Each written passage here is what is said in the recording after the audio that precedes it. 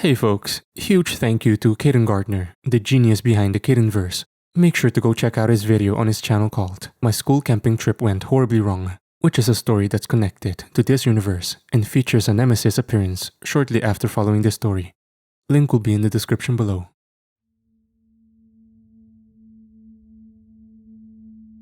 I still had dreams of the last night I saw my father. I was 17 when he'd left us. I can still remember the smell of those green military bags that he'd packed up and ready to go. His eyes were tired, and his face worn. Our grandfather had been killed not 3 months prior, and he had been home on and off ever since. Deep down, I knew what he was doing.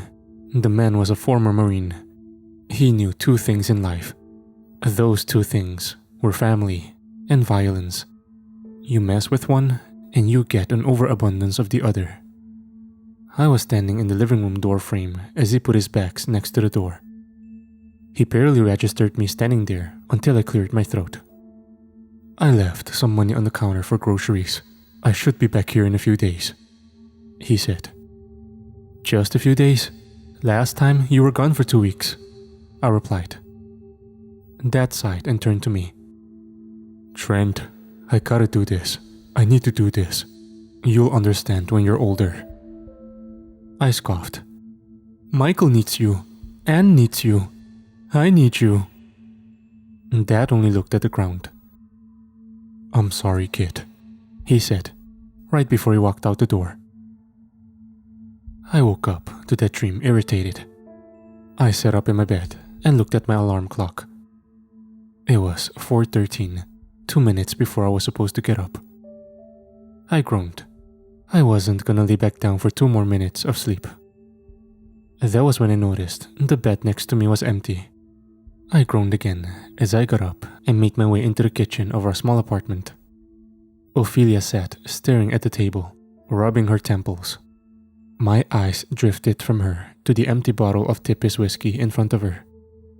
You know the doctor said that painkillers and whiskey don't mix very well, right? I said as I opened the fridge and pulled out a water bottle. They can cry about it, she mumbled as her hand grabbed the whiskey bottle. She stared at it for a moment before exhaling.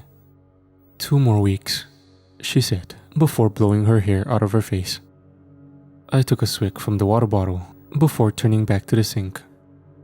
Ophelia had been sitting in the dark, drinking all night. It wasn't something unusual of late. She'd been different since she'd been stabbed, more withdrawn and reserved. She also had begun having nightmares that she wouldn't talk about. I figured they were of Estevis, but I'm not so sure. She'd been screaming the name Freya in her sleep a lot. I wanted to talk to her about it. I really did. But I figured it'd be best to give her space until she was ready. I arrived at work at 5:30, having been teleported via Keith Gonzalez and his Lightbender cubes to the USS Reagan, where I was immediately approached by the youngest member of the International Supernatural Defense Division, ISDD for short. Grace was our resident Damphir, or half-vampire for you casuals. What's the difference between a regular vampire and a Damphir? Well, Grace could eat more than just blood. All she needed blood for was to heal wounds, whereas a regular vampire needed to feed at least twice a week. Grace stood there with a tablet in hand and an annoyed look in her eyes. What? I asked. You're late, she said. I scoffed and rolled my eyes. She handed me the tablet. On it sat a picture of a blonde woman in a sun hat, one who we'd been trying to follow for about 4 months now. What's this? I asked. This is from our friends at MI6. She's in London. She wants a meeting. I raised a brow at her as we walked towards the entrance to the lower levels of the ship. Do we know why? I asked. Grace shrugged. Why does the Queen of the Eastern Vampire Coven do anything? A few hours later, Chad and I were standing on a rooftop in London. Well, I was standing. Chad had a sniper rifle aimed at the street below us, where Grace sat alone at a busy cafe. I could tell by looking at her that she was nervous. She'd never met Moria in person before. I was half worried that Grace was going to tear her throat out upon them meeting. After all, Moria was responsible for the deaths of both her parents. "I don't like this," she said softly.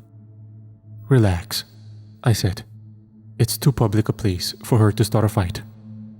"This whole thing would be easier if we could just kill her," Grace said. "You want Father Raphael back alive?" I asked. Grace giggled.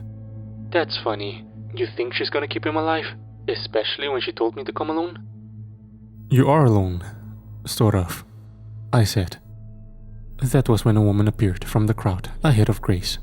She had a white dress with a large white sun hat on. I could see her smiling at Grace through my binoculars. "Hello, Grace," she said.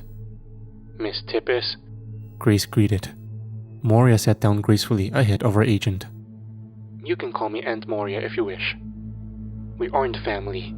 You had my family killed," Grace growled. "And you killed my husband. And although he wasn't my son's father, he meant a great deal to me.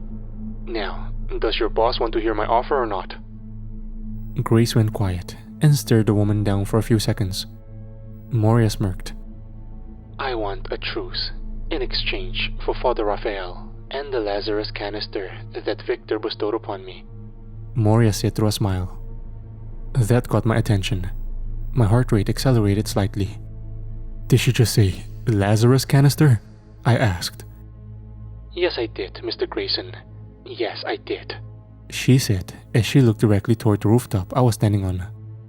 "And if you'd rather not be responsible for the biggest terrorist attack on the Western world since 9/11, you'll let me leave and at least consider my offer." I could see Grace shift uncomfortably as Moria stood up. She winked at Grace before looking back to me. Part of me wanted to have Chat blow this woman's head off, but I couldn't risk calling her bluff. "I'll be in touch," she said with a smile.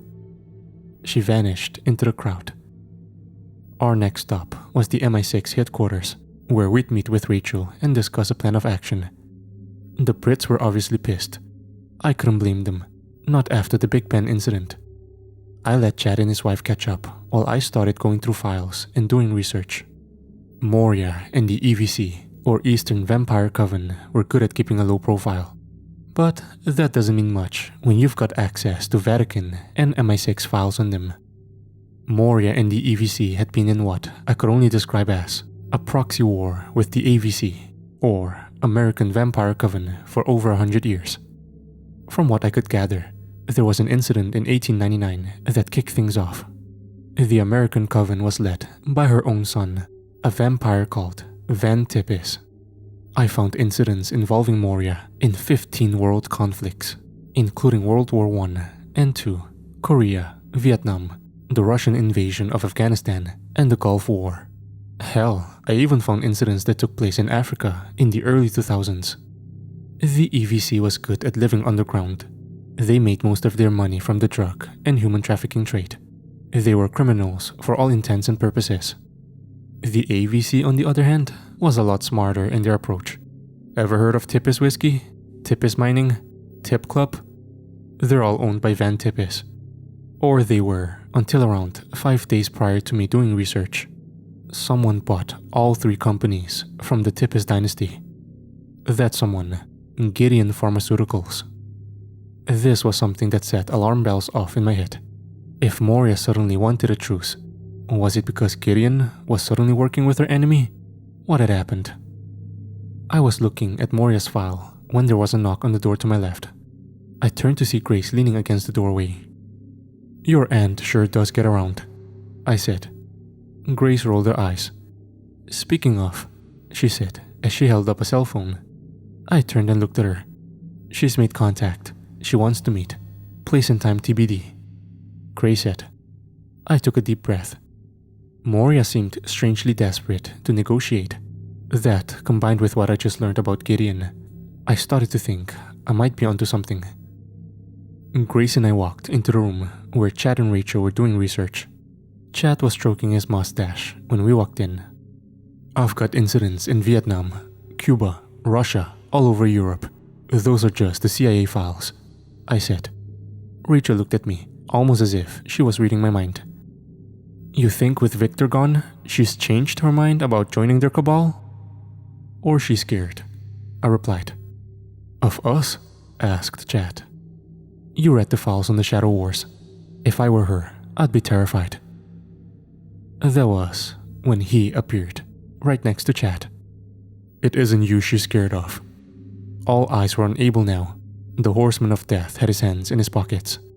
The screens on the wall switched to Moria's file, but it wasn't a CIA or MI6 file. The file was labeled Gideon Security Forces. It was also stamped with massive red letters. Moria's been marked for termination, Rachel said. Where did you get this file? I asked. The dark web.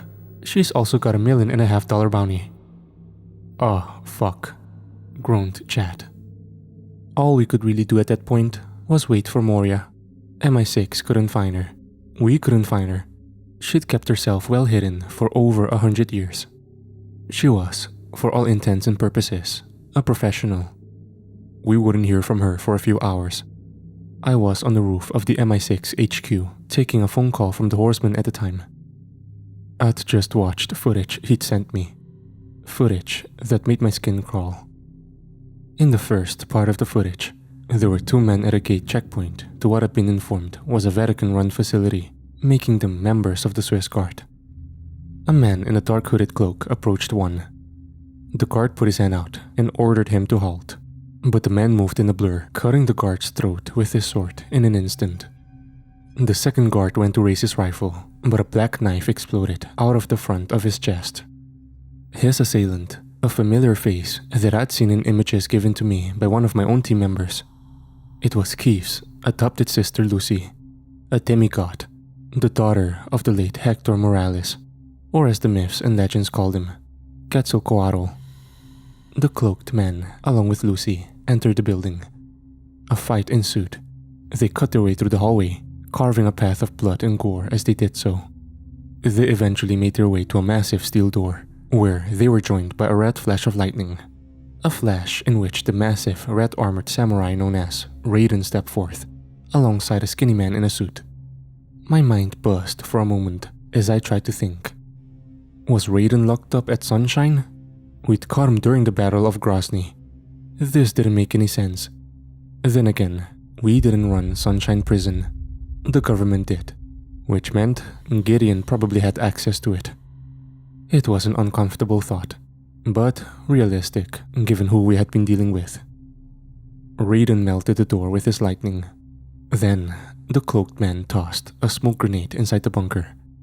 My feet switched to the bunker, where a woman, a cardinal, and 3 members of the Swiss Guard stood at the base of the stairway.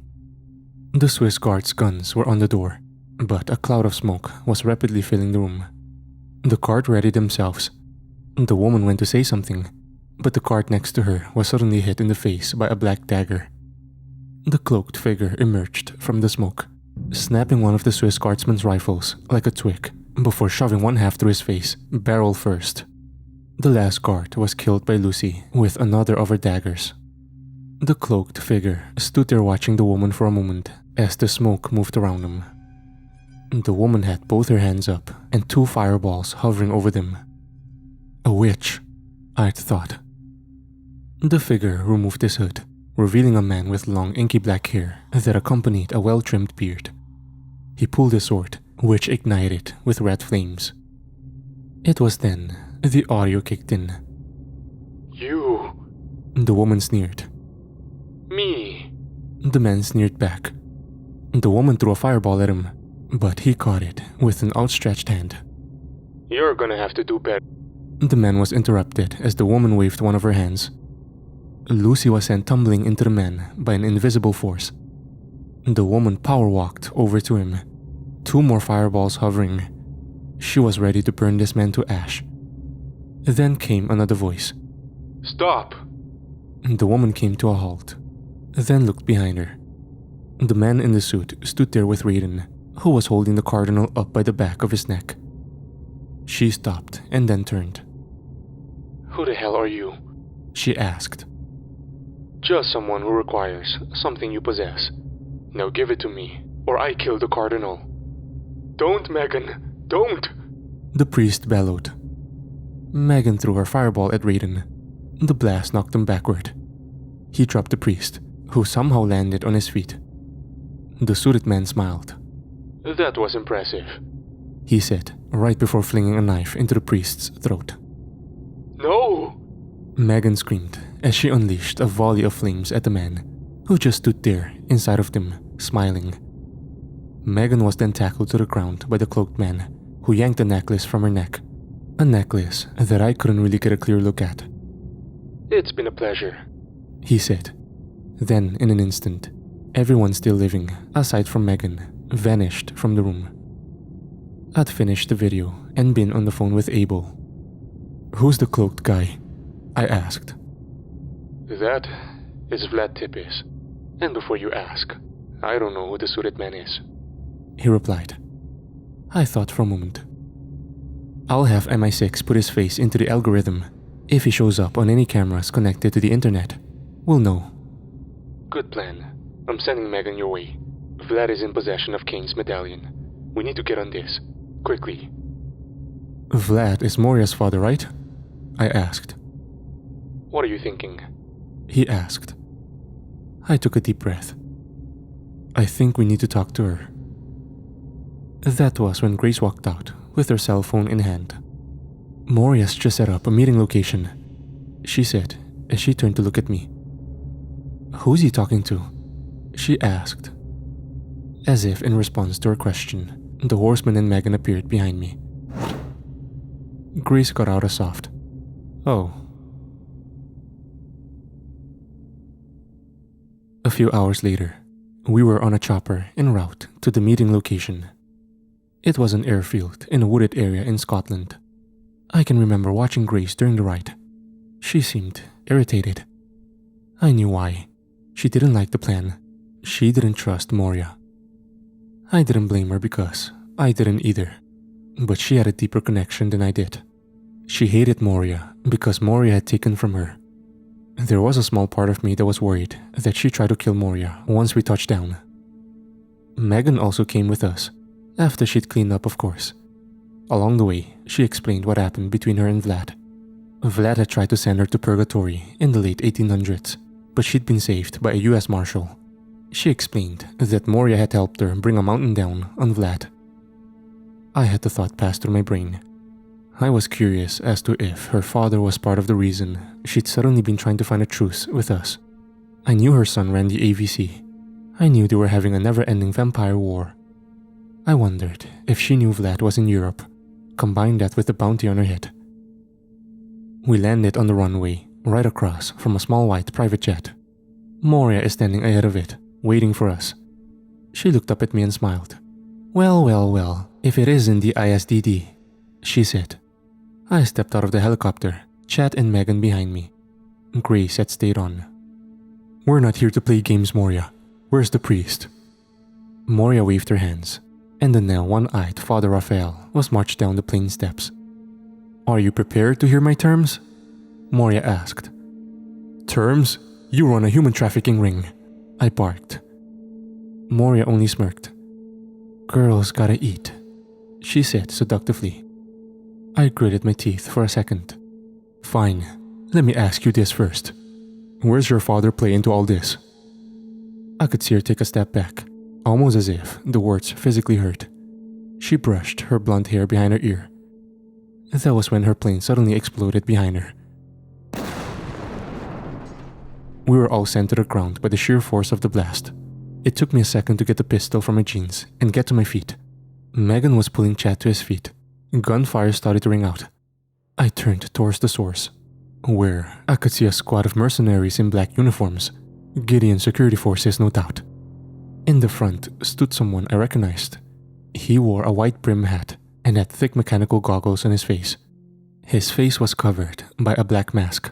He also had a robotic arm that was tossing a rocket launcher to the tarmac. It was someone I'd met before in the bowels of Gideon's Deadfall Labs. His name was Gunk, but he went by the Crow. This guy again? I asked myself.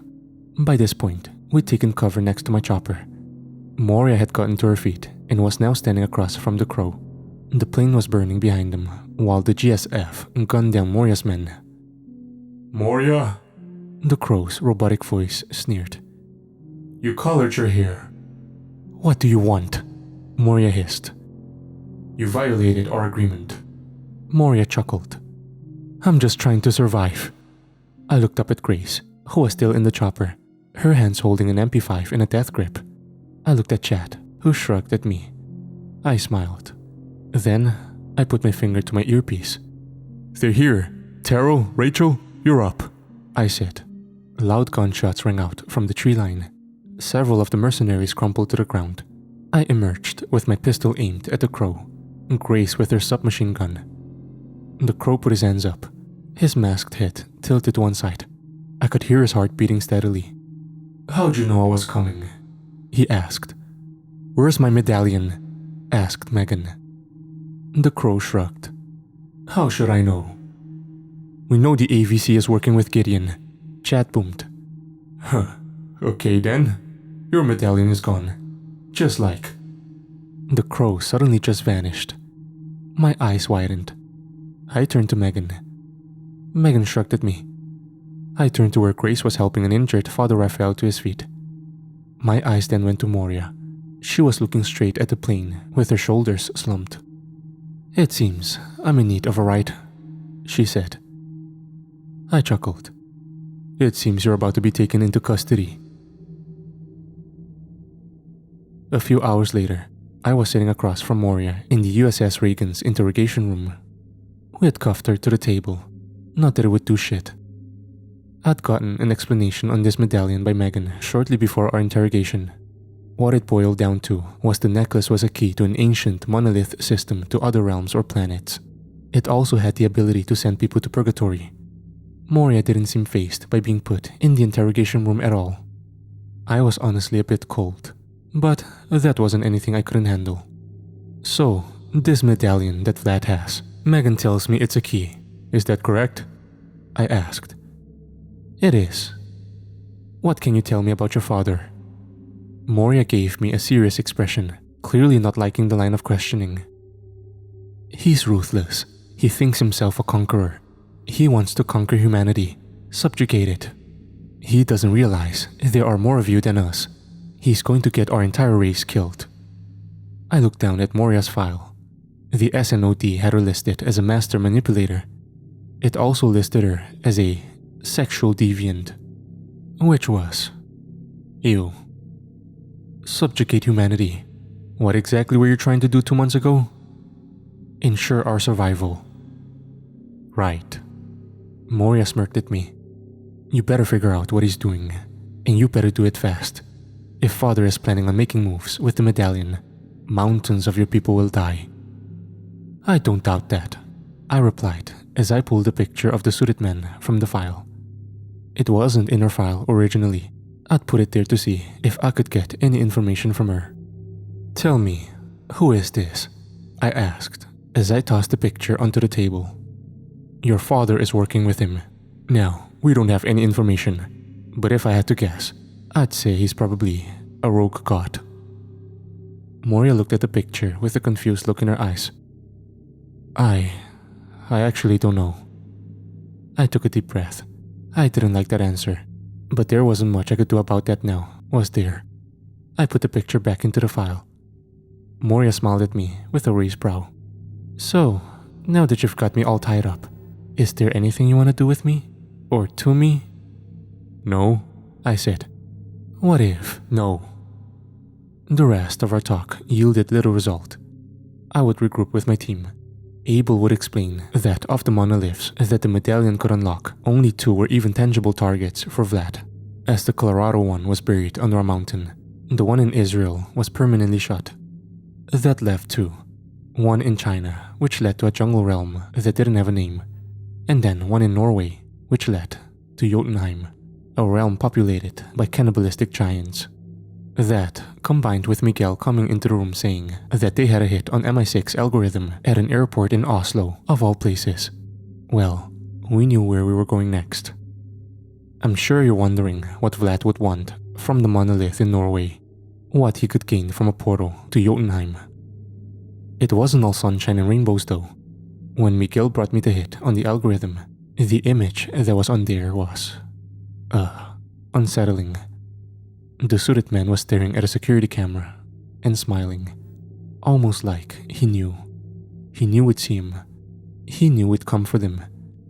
I brought this concern to Chat, who had the same concern I did. "This feels like a trap," he said. "Yeah." Chat put his hands in his pockets as he eyed Rachel. Rachel stared blankly at the image. I cleared my throat. "Call the team. I want all hands on deck." "If this is a trap, then should we still go in?" asked Chat. I put my hands up. "I don't see much of a choice." I honestly didn't.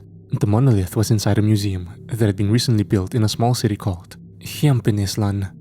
I dare you to try and pronounce that. The museum was called the Victor Marx Museum of Forgotten History. Yeah, it was owned by Gideon. It was also named after the CEO that we killed in Grozny.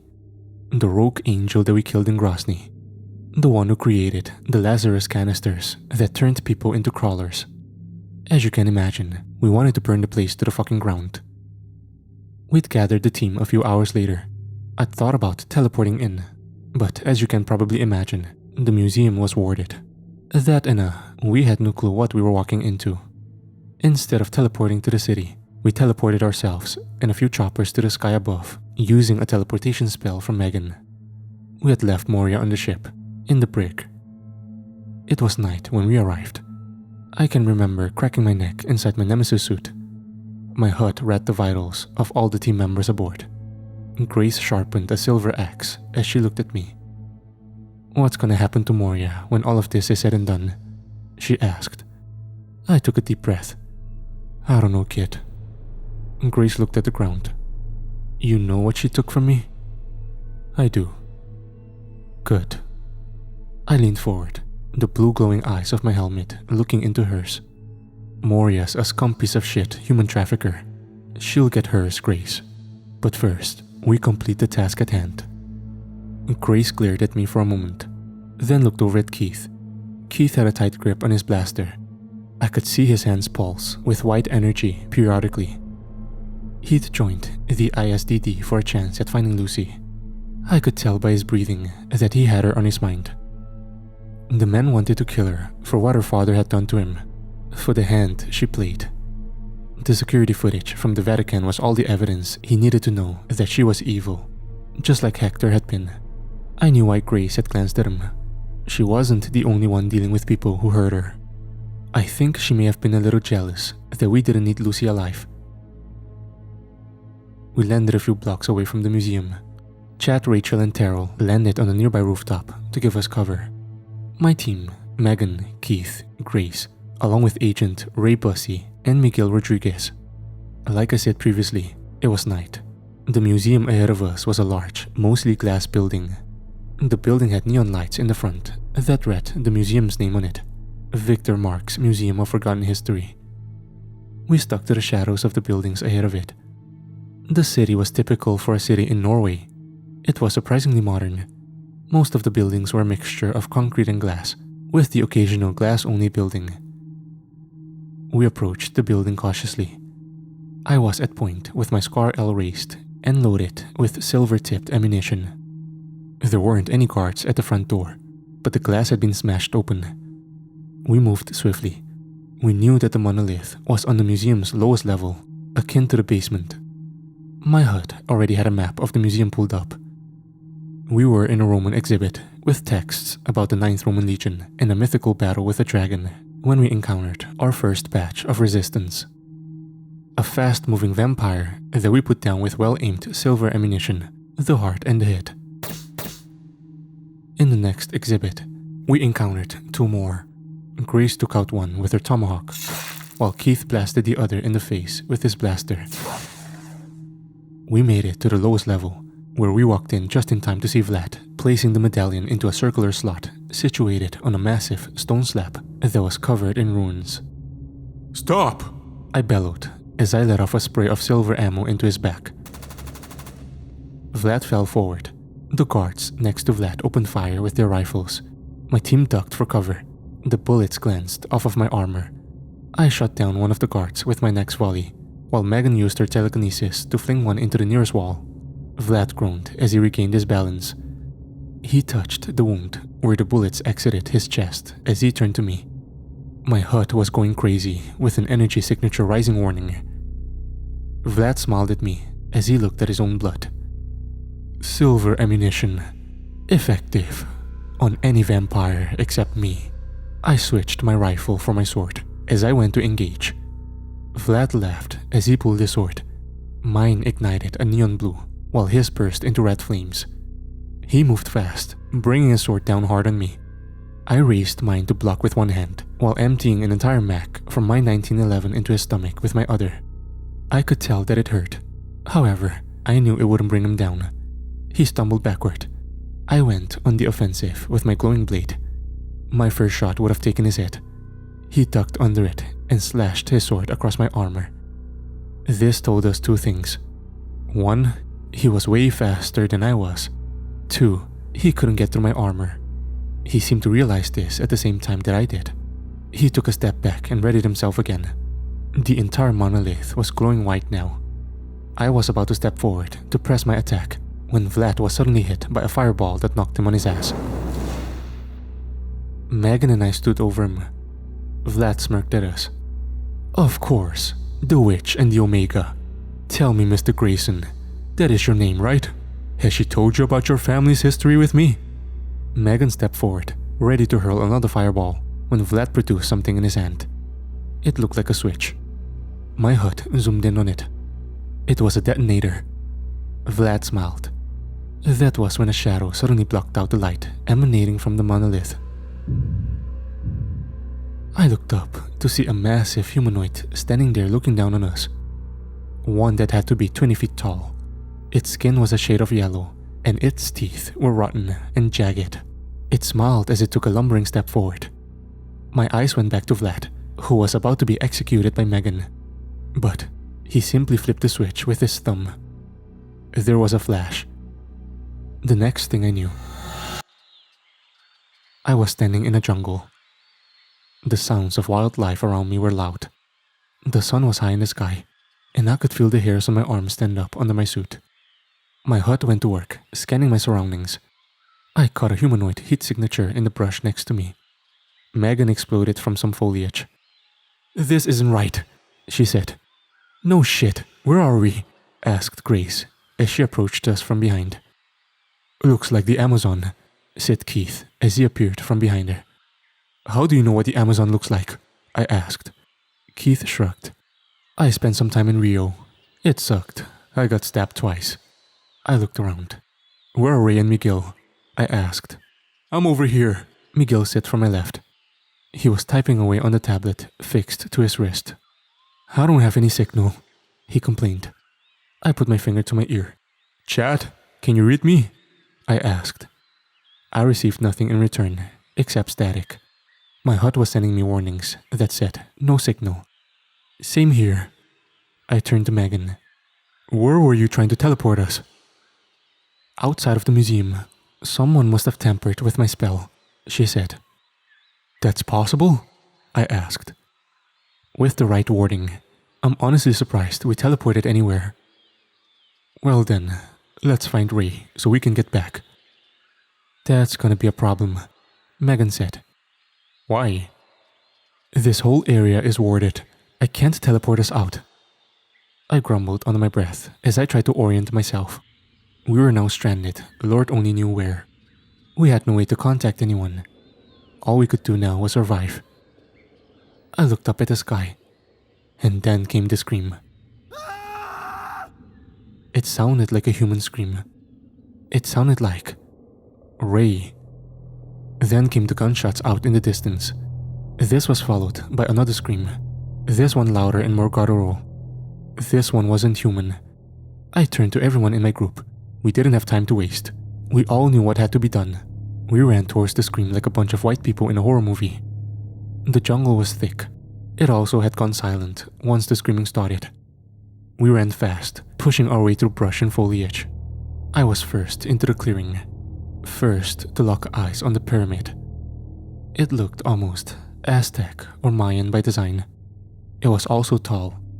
I looked up the stairs on the top, where a massive mutated-looking cat creature stood staring down at me. This thing looked like it had been a jaguar at one point. Its once yellow coat was now blood red with black spots. Its ears were larger and more pointed. Its eyes were glowing red. It had also grown a row of thick bone spines across its back. Raiden towered next to it, his club lumbered over his shoulder. That was when the storm clouds started forming overhead. Thunder boomed above me. I stood at the base of the stairs. I was about to charge up when I heard Ray scream again, this time from the top of the pyramid. That was when the team emerged into the clearing behind me. Ray screamed again. "Shit!" I growled as I ignited my sword and started to charge up the pyramid. Keith and Grace were close behind me, Megan and Miguel a little further. We were maybe halfway up the pyramid when I heard Megan curse loudly. I turned quickly, only to see several men in red armor similar to Raiden emerge from the tree line and start running for the pyramid. Megan stopped and turned to them. That was when the rain started falling, sheets of it. "I've got the riffraff," Megan said from over her shoulder. I turned back to Raiden. The demon cat was bounding down, barreling straight toward Grace, who was now ahead of me. It leapt at her, but she ducked down at the last second. The cat had the Grace off. Well, a cat. It landed on its feet, turned, and leapt at her again, its talons raking her back. She screamed in pain. I pulled my pistol and fired it at the kitty cat. The silver rounds bounced off, but the creature hissed at me before it leapt in my direction. I read it myself, but the cat was suddenly blasted by a beam of white energy that cut the fucker in half. I turned to Keith as he ran past me with his blaster up. Grace was slow getting to her feet. Keith raised his blaster at Raiden, who vanished in a red bolt of lightning right before the beam hit him. Ray screamed again. Keith and I crested the top of the pyramid, where we found Ray strung up by his arms and shirtless. Lucy Morales had a knife and was carving a chunk from his abdomen. "Lucy!" Keith bellowed as he raised his blaster. Lucy ducked behind Ray, her knife moved to his throat. "Come any closer, and I'll cut him like a fish," she growled. I could hear Miguel's rifle going off below us. I could hear the whoosh of Megan's flames burning everything in their path. I stood there for a moment, trying to think about what move to make. "Let him go," I barked. "Not gonna happen," she barked back. A bolt of lightning hit the pyramid behind us. I turned quickly as Raiden came out with his club raised. He prodded down hard. I sidestepped it and slashed at his hip with my sword. The burning blue blade cut through Raiden's armor. I could hear him grunt as he raised his hand and hit me with a lightning bolt. I was sent tumbling down the steps of the pyramid, leaving Keith up there alone with both Raiden and Lucy. The tumble hurt. It hurt more than it should have, but I got to my feet, just in time to see Megan making mincemeat of the force that had accosted us. I charged back up the stairs right as a blaster beam went off. It barely missed my hit. Raiden had teleported to dodge it. I could see Keith's blaster being kicked out of his hands by Lucy, who followed that up by kicking him to the ground before going skyward with her obsidian knife raised.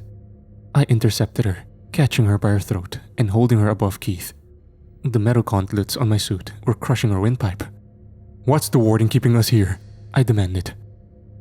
Fuck you," she growled. "Fuck me?" I asked. "Kill her, Trent," Keith groaned as he got up. Lightning struck the stairs behind us. I turned and launched Lucy at Raiden. They collided hard, another bolt of lightning hitting them both. Just like that, they were gone. Ray was still groaning from his position. Keith and I cut him down just as Megan and Miguel helped Grace to the top of the pyramid. I looked at Megan. "How long will it take to figure out the warding?" I asked. She shrugged. "I have to find it first. I don't have the ability to teleport." I exhaled slowly. Ray's wounds weren't deep, but he did need medical attention. Megan would try and use her magic to start the healing process. Grace took a swig from a flask. I could smell the blood inside of it. She needed it to heal the massive gashes on her back. We waited for a few hours while Megan tried a few different spells to try and find a warding. We kept watch for Raiden and Lucy's forces. I was hard-pressed to believe that Raiden would be back. I knew that I'd injured him. He was undoubtedly licking his wounds. It was almost night when Megan found the warding. I'd been looking up at the stars with my HUD, which somehow managed to triangulate our position based on the constellations overhead. We were indeed in the Amazon, in an area of the Amazon that was sparsely touched by modern human hands. Megan was exhausted. "This warding is strong. I'm not sure what Raiden did, but the warding is almost supercharged," she said. "Raiden isn't that versed in magic," I replied, as my mind flashed with an image of the suited man again. "Who was he?" Megan sat down on the top step, her hands clasped together. I could hear Ray whimpering as Grace tried to calm him. Keith sat a few steps below us, keeping watch for more of Raiden's disposables. "You know, Trent, I'm surprised you haven't asked," Megan said. "Asked?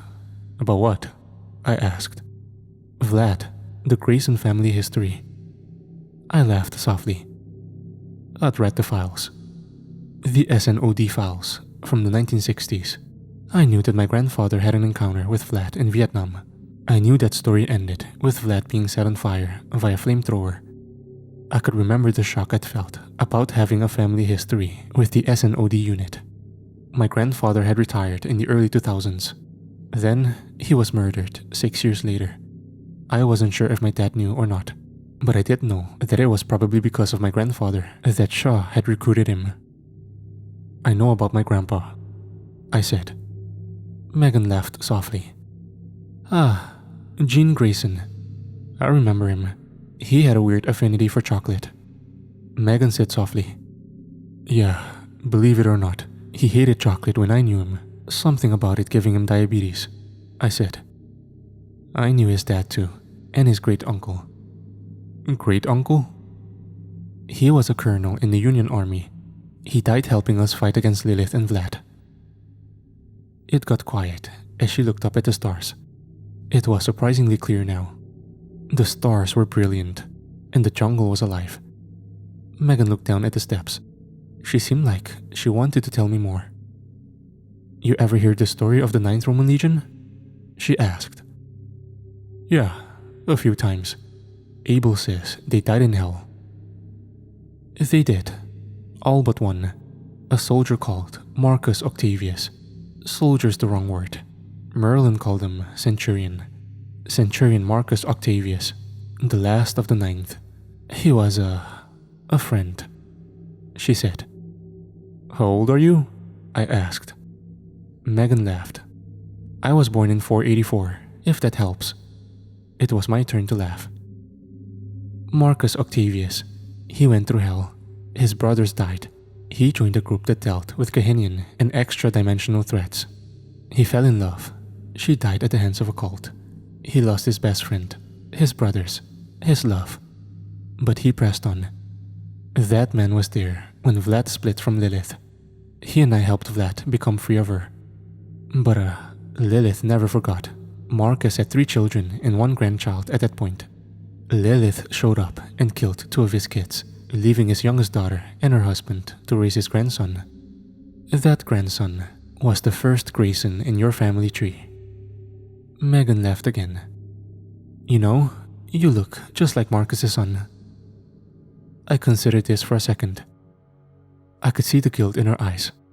She was leaving something out that she wanted to say, but I didn't want to push.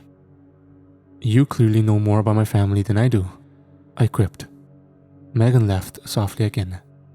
Then she stood up and cracked her knuckles. "Alright then, break time is over. Let's break this warding." She didn't break the warding for another hour or so. When she did, Abel was suddenly standing there with his hands in his pockets and a bewildered look on his face. "How the hell are you in the Amazon?" he asked. "Told you," I heard Keith say to Grace behind me. "The warding in the museum. Can you take us back?" Megan said. Abel exhaled. I can remember realizing in that moment that we had been gone for a while. Vlad had opened the door. There was no telling if that city was still standing. "We can't. I'll explain everything when we get to the safe house," he said as he snapped his fingers. I found myself standing in what I recognized as Safe House 31, which was disguised as an abandoned auto repair shop in a lake town in Northern California called Hopper. Megan and Grace had been teleported back to the Reagan to take Ray to the infirmary. The fake auto shop was small, having only 3 bays, but in every bay there sat some kind of military vehicle. We had an APC and 2 Humvees. Then my eyes landed on the men in armored suits with rifles aimed at us. I quickly pulled my sword. Then came the voice, a familiar voice. "Stand down," he said. It was one of the men in the armored suits. I recognized the suits from a top-secret military project that Miguel had worked on prior to his being recruited into the CIA. Project Green Knight. I'd read files on it. These suits weren't quite as advanced as mine and were quite bulky. They were an olive drab shade of green and their helmets had square-shaped visors. The suits were robotic in nature. I think the paperwork on them said that they could lift 4 tons. Impressive to be sure.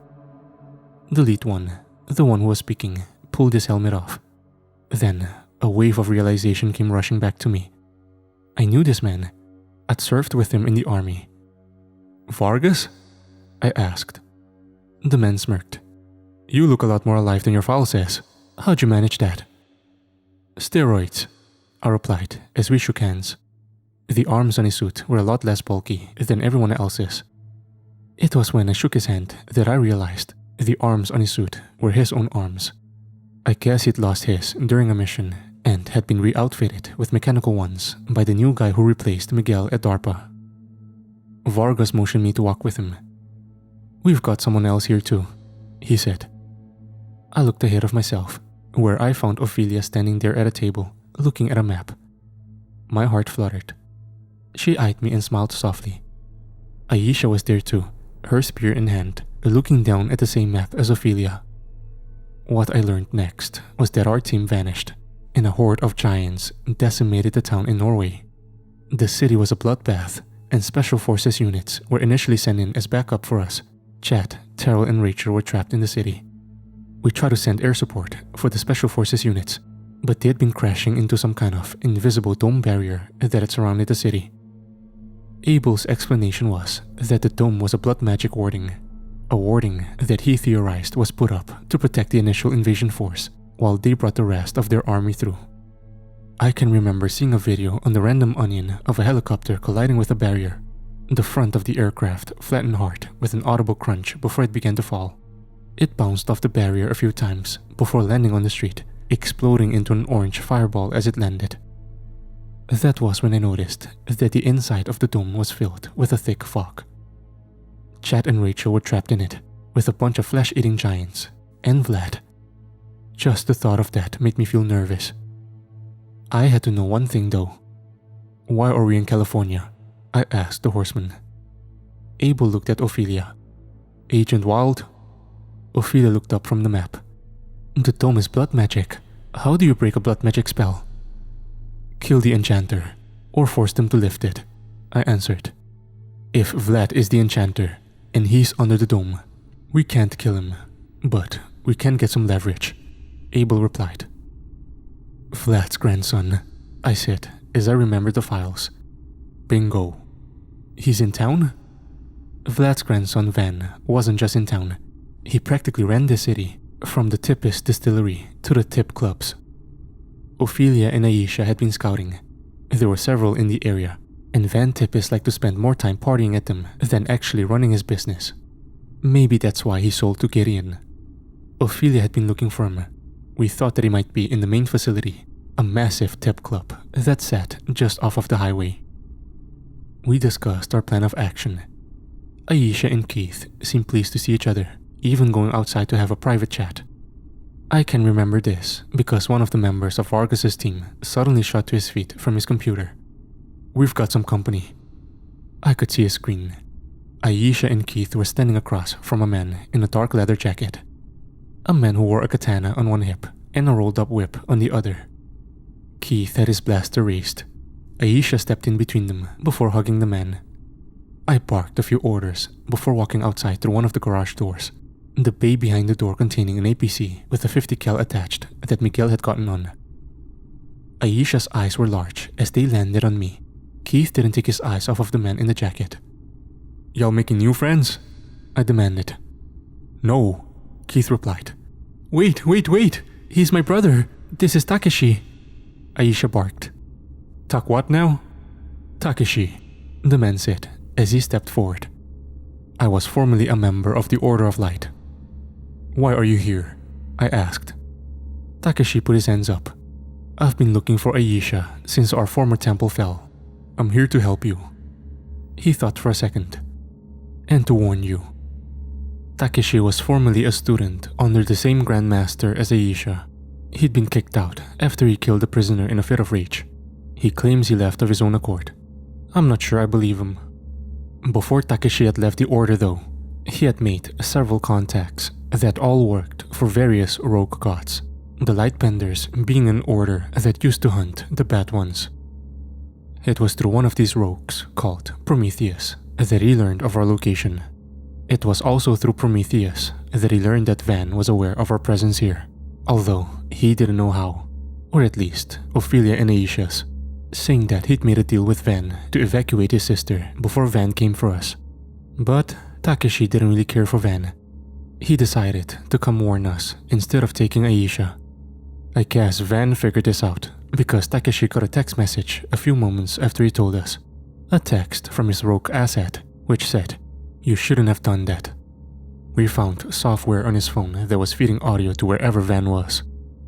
Miguel traced it back to a cafe on the edge of town.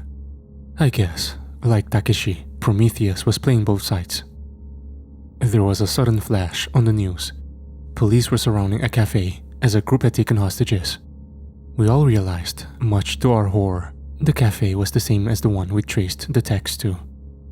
I took a deep breath as I took Takeshi's phone and called his contact. It rang once, twice. Then came the voice. Hello, Mr. Grayson. I figured that he'd know it was me calling. We hadn't disabled the audio feed yet. Is this Prometheus? I asked. No, this is not Prometheus. You can call me Van Tippis. What happened to Takeshi's contact? I interrupted. Van laughed softly. He's busy manning the Lazarus canister. I had the phone on speaker. The phrase Lazarus canister got everyone's attention. I could feel all eyes on me. Let me guess, I said as I motioned for one of the Lightbenders to get out their teleportation cubes. You have demands? Demands? No, I just wanted your attention. We told Takeshi we were going to attack your safe house. And we were, until Raiden showed up injured. And well, I'm certainly not powerful enough to fight the ISDD alone. But I can stall. I can stall and stall until my grandfather tells me otherwise. I started motioning for Ophelia to take over, writing down a message on one of the corners of the map. Keith stood next to me and tossed his cubes. A portal opened up, one that led to a rooftop that was right across the street from the cafe, one where a SWAT sniper sat with a very confused look on his face. I turned to my team, nodded, and then the portal shut. The SWAT officer scrambled for his pistol. I put my helmet on and hit my cloaking device, vanishing right in front of him. He sat there for a few seconds looking around before turning back to his rifle. I gotta stop drinking on the job. I walked past them and through the SWAT perimeter. They had the building surrounded well. You could have just used the Lazarus canister as a bargaining chip, but you took hostages as well, and you've exposed yourself to the police. Why? I asked. The bigger the distraction. He started. I could see him through the cafe window. There were maybe 10 hostages, each of which my HUD was scanning. I stood outside for a moment. You have to know there's no way out of here. I know I have this whole cafe rigged to explode. If you try me, I'll kill everyone. Trent, we're a tip club. Ophelia's voice said on comms. That followed my orders to the letter. Aisha and Keith had teleported them to the tip club to find this Prometheus, or the canister itself. I'd had a hunch that he was there. I just had to keep Van busy. I could see the whole thing transpire through Miguel's helmet cam. They arrived right outside the crowded club. I could hear the techno music over the comlink. Takeshi had mentioned during his briefing with us that it was the club where he'd met them maybe an hour prior. Drinks and entry are half-priced, Aisha said as they walked up to the door. Keep in mind, it was maybe 3 a.m. The nightlife was bustling. Ophelia reached to pull the door open. The music became louder as they entered. They were stopped by a bouncer who put his hands up. Cosplay night is tomorrow, he said. Ophelia looked back at Aisha and Keith, and smirked, then turned and raised her pistol into the man's face. "Let us in," she said. The bouncer stammered for a moment. "The gun's fake," he said. Ophelia knew she couldn't fire. That would cause a panic. I think Aisha picked up on this because she stepped forward and whacked him across the face with the blunt end of her spear. The men crumpled to the floor. The group walked through into the club floor. The music was even louder now. Everyone was partying and partying hard. The clubbers paid them almost no mind. "We're at the back door," Vargas said into his comlink. "Don't make a move without my signal." Ophelia replied. My eyes went back to the situation ahead of me. I was now behind the cafe, practically at the back doorway. There were officers at the ends of the hallway with their rifles aimed at it. I could see the vampire at the door, peering out at the cops, his rifle clutched tightly in his hands. Now, the cloaking device on my suit is good, but it's not perfect. The vampire was focused on the police. Then he took a whiff of the air. I could see his facial expression begin to morph into one of concern as his eyes looked up at my chest. His eyes grew large, right as I shoved my sword into his neck. The back door led straight into the cafe's kitchen. I could hear Van shouting orders to his other men. "Do you see him? The tracker says he's across the street." My HUD had taken over the call. Van wasn't aware of this. I'd walked all the way up to the back counter where the cooks would hand the food to the servers. I watched Van for a few moments. He looked similar to Vlad, with the dark hair and skinny frame, but he also looked much younger. I looked around at the hostages. My helmet went into mute, so he couldn't hear my speech from anywhere but his phone. "It seems we're at an impasse," I said. "I don't see how that can be true," Van replied. "I hold all the cards. The Lazarus, the explosives, all mine." "Again, I think you overestimate your chances of walking out of here." "You kill me, the dome stays up," Van said. I laughed softly. "I'm not gonna kill you." "Well, I hope you have a better plan than talking to me over the phone. If you or the police shoot me, I blow the building. If you try and apprehend me, I'll release the Lazarus. Hell, if you bore me, I'll release the Lazarus and blow the building." "What movie did you steal that from?" I asked. "Shut the fuck up," he growled. "I will give it to you though. You've got away with theatrics, kind of like your mother." I could see Van's face contort in rage. "I will blow this place sky high," he barked as he ripped the detonator from his pocket. He turned to one of his men. "Tell Peter to release the canister." Mommy issues, I said softly as I hit the EMP button on my suit. The lights shut off. I watched as he flicked the switch once, then twice, then again. I stepped out from the back and decloaked. "What's wrong with this thing?" he questioned. "It's called an EMP." Van's eyes shot up to me. "You can't give the order to release the weapon. You can't even use the detonator on your explosives." Van yanked one of the hostages from the table, a young woman who struggled and squirmed against his grip. She seemed so afraid. I tilted my head to the side as I watched them. "Move and I'll kill every single hostage in here." I scoffed. "I mean it," he barked as he shoved his gun into her head. I chuckled. Van seemed confused by this. You see, my HUD had scanned the hostages. "Fear is a funny thing, isn't it?" I asked. "What?" Van asked with a confused look on his face. "Fear, Dracula Jr. In humans, it creates reactions. Heavy breathing. In some, it creates trembling. But in just about everyone." I looked around at the room again, my HUD reading the vital signs of every single hostage. "It creates an accelerated heartbeat." Van looked at the floor as he let the hostage go. He knew what I was saying. "There isn't a single heartbeat in here." Van only nodded. "You come as advertised, Nemesis." The female hostage brushed the hair out of her face as she stood up straight. She smirked at me as well. I'd found myself in a room surrounded by 10 hostages, 3 gunmen, and Van. All vampires, all about to descend on me. I readied my rifle. The gunmen aimed their weapons first. I dropped them quickly. 3 perfect headshots. The hostages charged in, hissing, biting, and clawing at my armor. Their speed and tenacity was overwhelming at first. I found myself under a dog pile of vampires.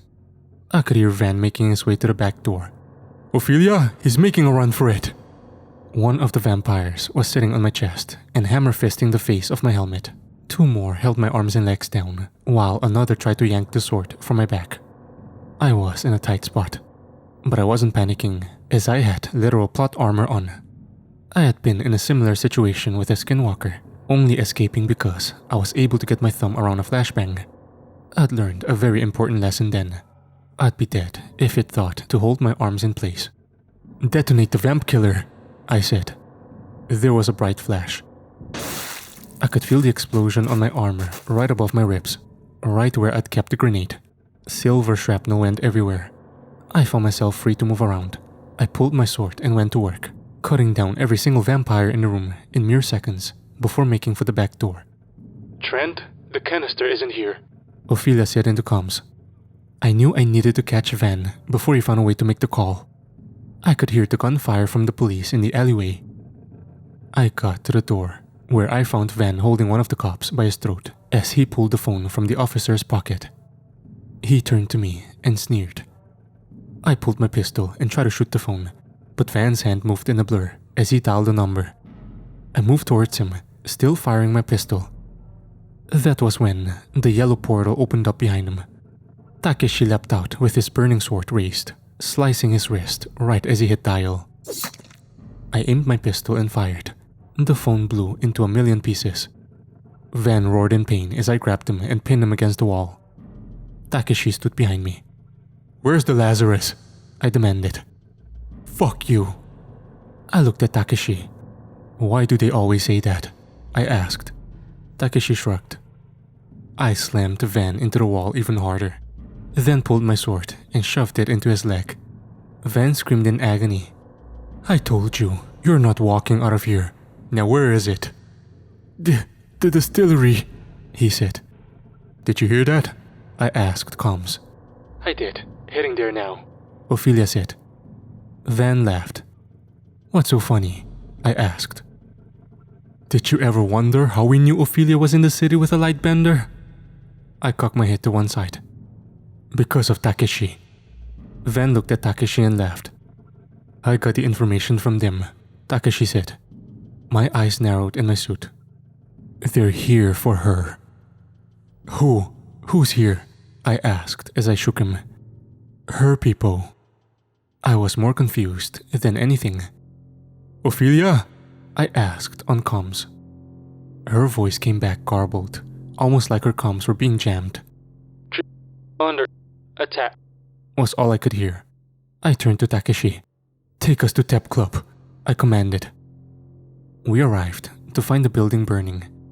Not just burning, but it was in the midst of a blazing fire. I could feel my heart fluttering. Where was everyone? Did anyone make it out alive? Then came the phone ringing on my comms. "Nemesis, can you read me?" "Jones?" I asked. "Good lord, I've been trying to get a hold of you all night. Something's got the signals going in and out of the city jammed up. I've got the National Guard moving in. Did you find the Lazarus canister?" "It's in the Tippis distillery. We've got a prisoner and a few missing teammates." "Your team just teleported to Rollins Air Force Base. They look pretty banged up. Can you get to the distillery?" I looked at Takeshi. He nodded as he tossed his cubes. The yellow portal of energy appeared ahead of us. I was wishing the horseman hadn't left again. He'd gone to check on Megan and Grace relatively quickly after we'd arrived. We landed in the distillery parking lot, where we found chaos ensuing. There were men and women running through the parking lot. I could hear Van laugh. Then came the screech. That god-awful and familiar screech. Prometheus had detonated the canister all over the distillery's night shift.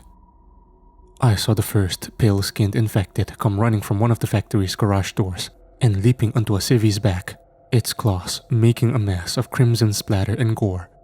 I looked at Takeshi. The distillery was on fire. The infected had already gotten into the town.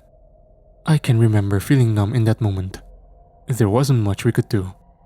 "Chongs, you need to." I was interrupted by a sudden lightning bolt that landed between Takeshi and I. I found myself on my back, Raiden storming from the lightning bolt with his club raised. I barely rolled to one side as it hit the pavement. I could see Takeshi slowly get to his feet while Van limped towards the distillery. Raiden brought his club down on me again. I rolled again, getting to my feet. He was swinging wildly, like a rabid animal. It kept me on my toes. I was able to pull my sword and ignite it. Raiden fired his lightning at me. It knocked me back on my ass. He power walked forward, bringing his club up. There was a whip crack. A golden line caught Raiden by his club, cutting it in half before he could bring it down. I shot back to my feet and shoved the point of my sword into his ribs. He grunted in pain as he looked down at me. He growled. Then, we were suddenly hit by an explosion. I was rocketed off of my feet. I only got up just in time to see a man standing next to Van with an M32 grenade launcher aimed at me. "Prometheus?" I asked. I prefer Peter," he said as he fired another round. Only I was ready for it this time, stepping to one side and pulling my pistol with my free hand. A car exploded behind me. I fired several shots into him, each hitting their mark. He looked down at the bullet holes in his chest as he ran his index finger through one side of his mustache. The wounds healed almost instantly. He leveled the grenade launcher with one hand and fired several more times. I had to duck and dodge every grenade, their explosions sending shockwaves through my suit. He'd been focused on me. He didn't see the yellow portal open behind him. Takeshi emerged, sending a flying kick into the center of Peter's back. Peter fell face first into the ground, fumbling the M32. Takeshi kicked it in my direction before putting a sword to Peter's throat. I grabbed the M32, turning around as Raiden had started to get to his feet. I aimed the launcher at him. A bolt of lightning came down on top of him right as I fired. The explosion created a small crater in the ground where he'd been standing. I expected him to run, but he reappeared in a bolt right behind Takeshi. Takeshi was barely able to turn around in time when Raiden had drop-kicked him into a nearby car. I readjusted my aim. Raiden fired a bolt at the cubes on the ground before another hit both him and Prometheus. I knew what was about to happen. I launched my sword at Van. It hit him in his other leg, and he fell back right as the bolt hit the ground ahead of him. "Ah!" he screamed out. I marched over to him and yanked the sword out. Takeshi groaned as he pulled himself out of the smart car he'd crushed. "You better run," he said weakly. "We need to get to Rawlings," I said. Takeshi looked at his teleportation cubes, which had been melted by Raiden. "Yeah, I can't teleport." "Chongs, we need evac." "We're evacuating the city. Closest evac zone is the pier." I'd forgotten about the infected, until one had begun making its way towards me from between two cars. I raised my pistol and fired a bullet through its brain, realizing that our short bout had undoubtedly gotten their attention. "Alright, I guess we're stealing a car," I said as I ran straight up to a truck. I didn't bother to check if it was unlocked. I grabbed the door handle and ripped the door off in one motion. Takeshi opened the passenger door and looked at me for a second. "What?" I asked. "Smooth." We tossed Van into the back seat, and I started the process of trying to hotwire it. This was a 2002 Toyota truck. I don't remember what kind. But Takeshi reached into the cup holder and pulled out a set of keys. I looked at him for a second as I took the keys and started the truck as a crawler grabbed my arm and tried to sink its teeth into my suit. The teeth shattered on impact. I shot it with my pistol, then hit the gas.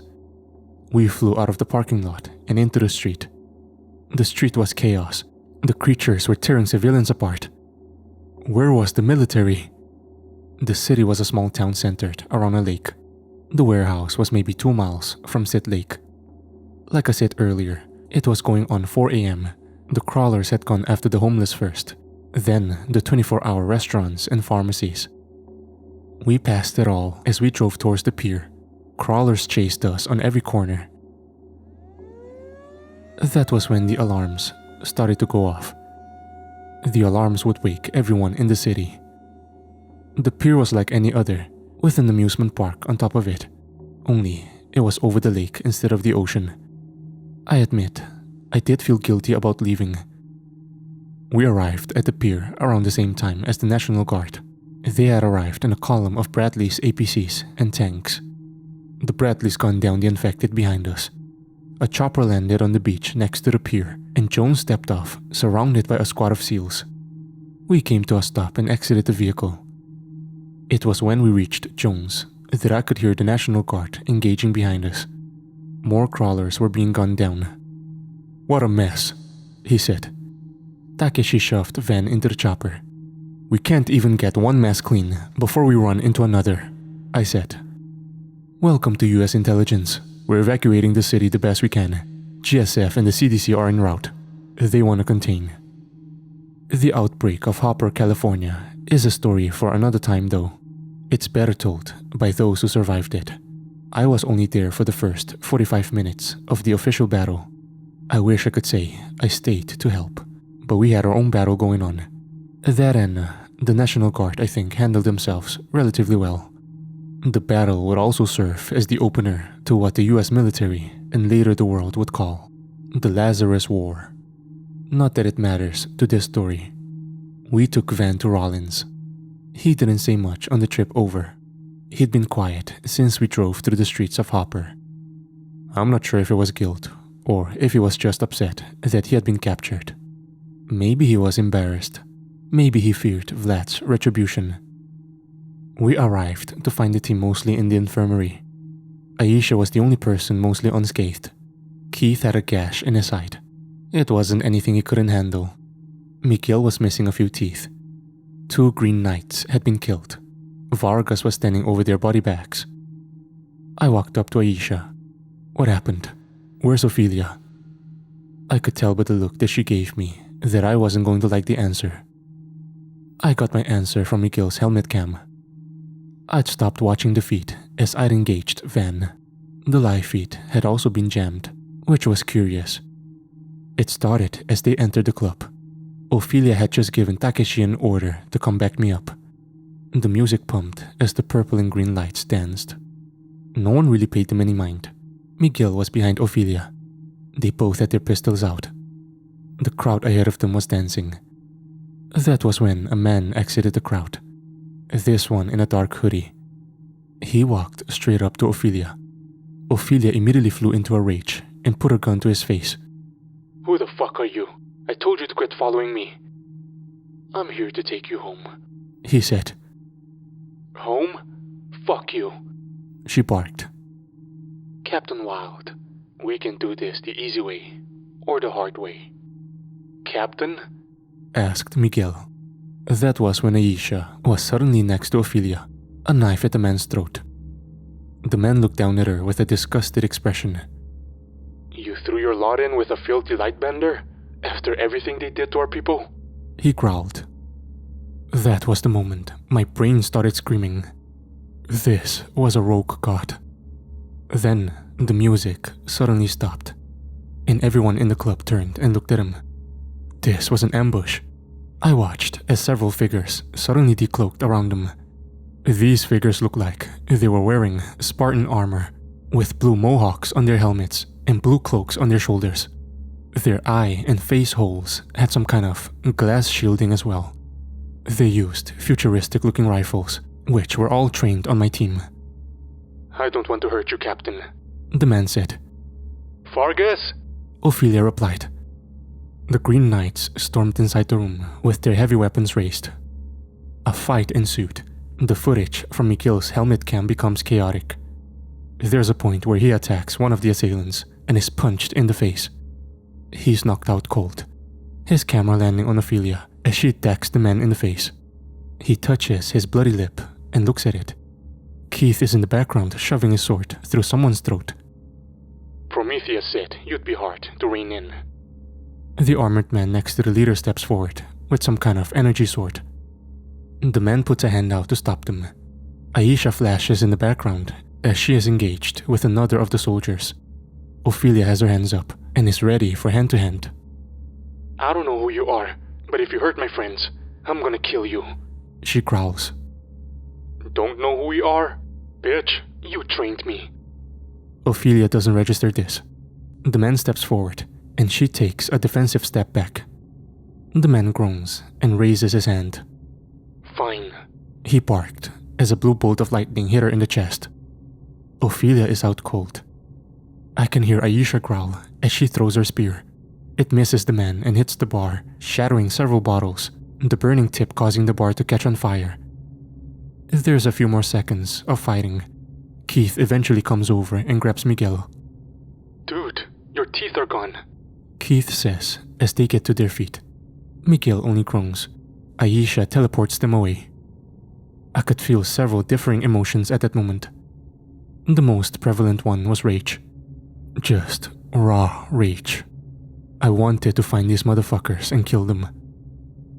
Ophelia and I had been together for going on 4 years at that point. We'd been through a lot together. I can remember the first time Shaw brought her in. She was fresh off the farm. I can remember her being distant at first. That was back when Shaw was in command of our ground team, when we worked under Director Abbott. We were both former military, both experts in our field. We bickered a lot over trivial things, differing procedures and whatnot. I honestly found her distance obnoxious. It annoyed me when she didn't include herself in team-building exercises. She'd seem so hard to crack at first. It was a mission in Greece that I believe we started to catch feelings. We were assigned to track down the leader of a group of thieves called the Loxley Gang. It was just Ophelia, Chad, and I on said mission. Shaw and Jamie had been busy taking care of the rest of the gang, which we had captured when they tried to rob a museum in London. We caught up to their leader at an old Greek temple.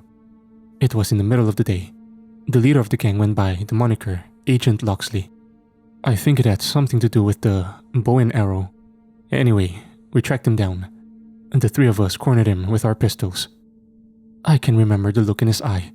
I say eye because he only had one. He was surprised to see us, surprised and annoyed. We'd rushed in though. We'd rushed in when we shouldn't have. That was on me. We were young and dumb. Or I was.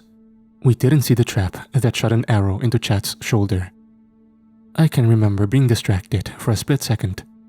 Loxley made his move, dropping a flashbang and running. Ophelia chased after her, leaving me with Chad. I can remember trying to administer first aid, then Chad stopping me. She just went after him by herself, he barked. Chad's wound wasn't fatal. We both knew it. I had to make sure Ophelia didn't get herself killed. Don't get me wrong, I didn't doubt her skills as an agent. She'd proven deadly in combat. But she ran in half-cocked. We all had. And now Chad had an arrow in him. I was fucking irritated.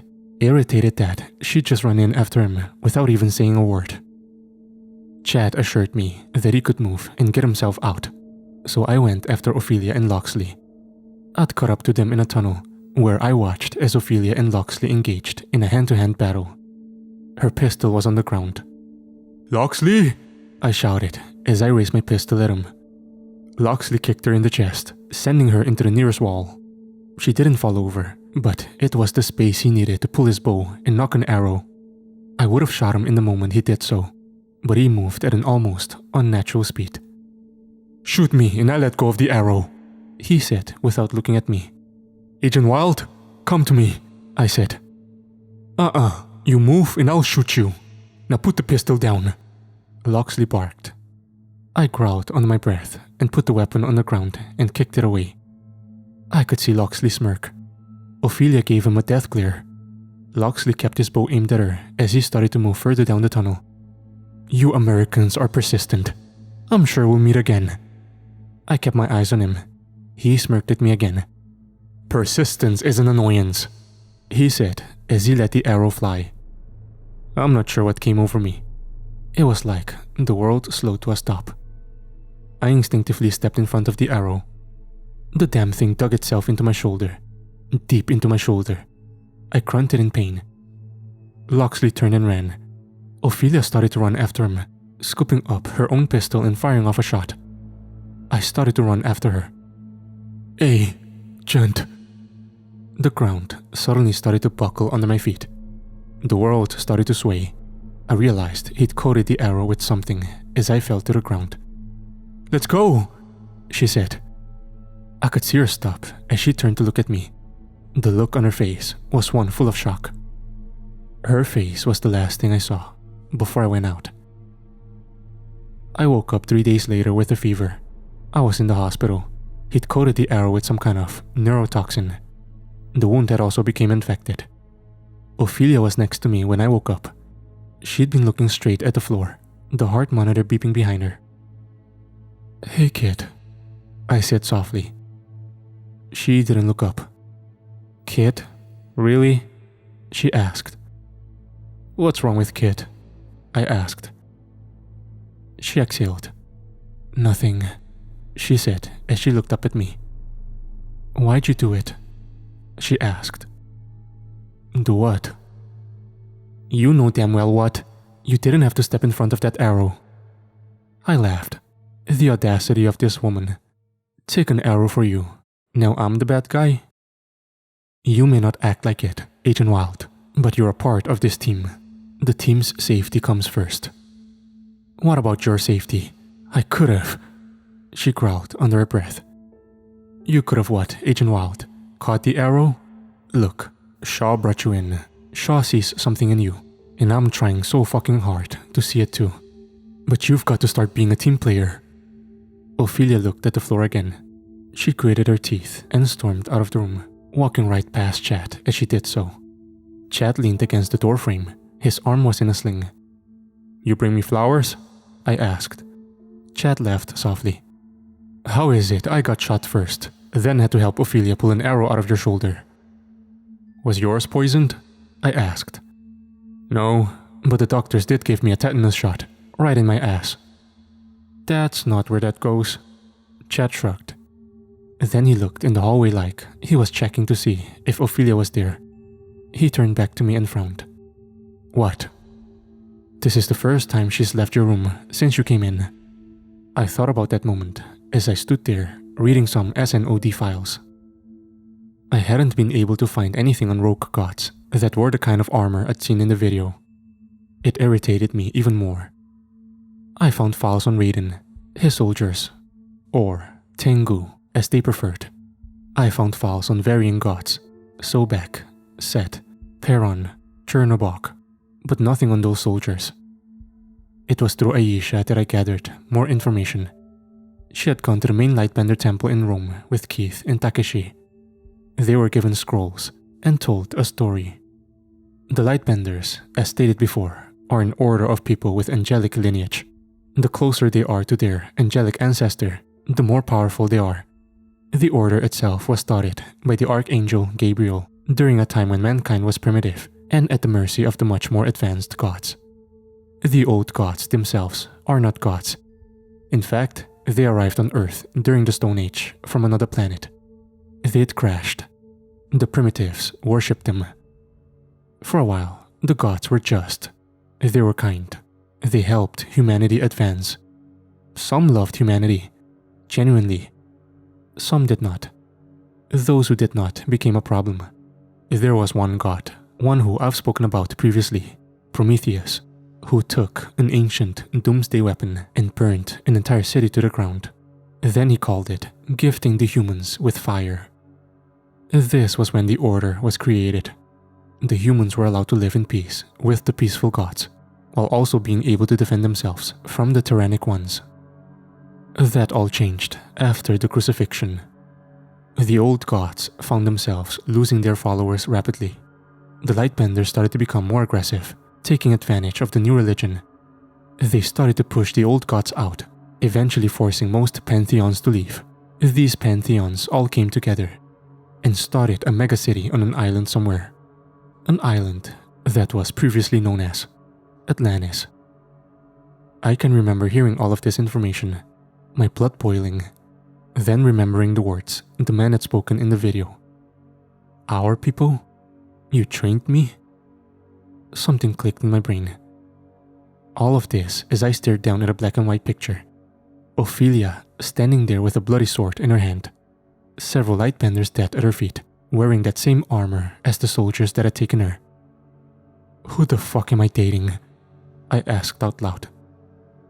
Captain Ophelia Wilde of the 1st Valkyrie Division. Abel's words rang out from behind me. I turned to him, an eyebrow raised. You knew? I asked. Why do you think she's been having nightmares? He asked. You knew? I asked, more aggressively. I did. Ophelia, however, doesn't. What does that even mean? I asked. It means I wiped her memories of the place. I opened my mouth to speak, but the horseman cut me off. Ophelia is safe, for right now. She's on Atlantis. They won't kill her. We need to interrogate your prisoner. We need to know who Vlad is working with, he said. I had already had Megan in the interrogation room with Van. I watched closely as she questioned him. Keith and Grace stood next to me. Van wouldn't even look at her. She stood behind him with her arms crossed. Van Tippes, son of Moria Tippes. And what was your father's name? It wasn't Jackson. John DeCampo. You should remember that. You were there when he died. Megan sighed. I remember John well. What was it we called that battle? The Battle of Whitestone? That was what, 7 years before the Helsings fucked your family up? Van scoffed. The Helsings are extinct. That they are. They died with your stepfather. Van turned to her. What are you getting at? I'm just trying to create a timeline here. After your family's incident with the Helsings, when Vlad began his crusade. Tell me, how did he find out about the Purgatory Medallion? Was it from Lilith? She asked. Van sneered. No. Was it the same rogue god he's been working with? Your mother said he made a deal with a third party. Who was it? Van laughed. Why do you want to know? You won't be able to make him lower the dome. So, the rogue's the one behind the dome. I figured as much. Your grandfather's not exactly an expert when it comes to black magic. Van rolled his eyes. They won't trade for me. No? What makes you say that? Van smirked. I just know.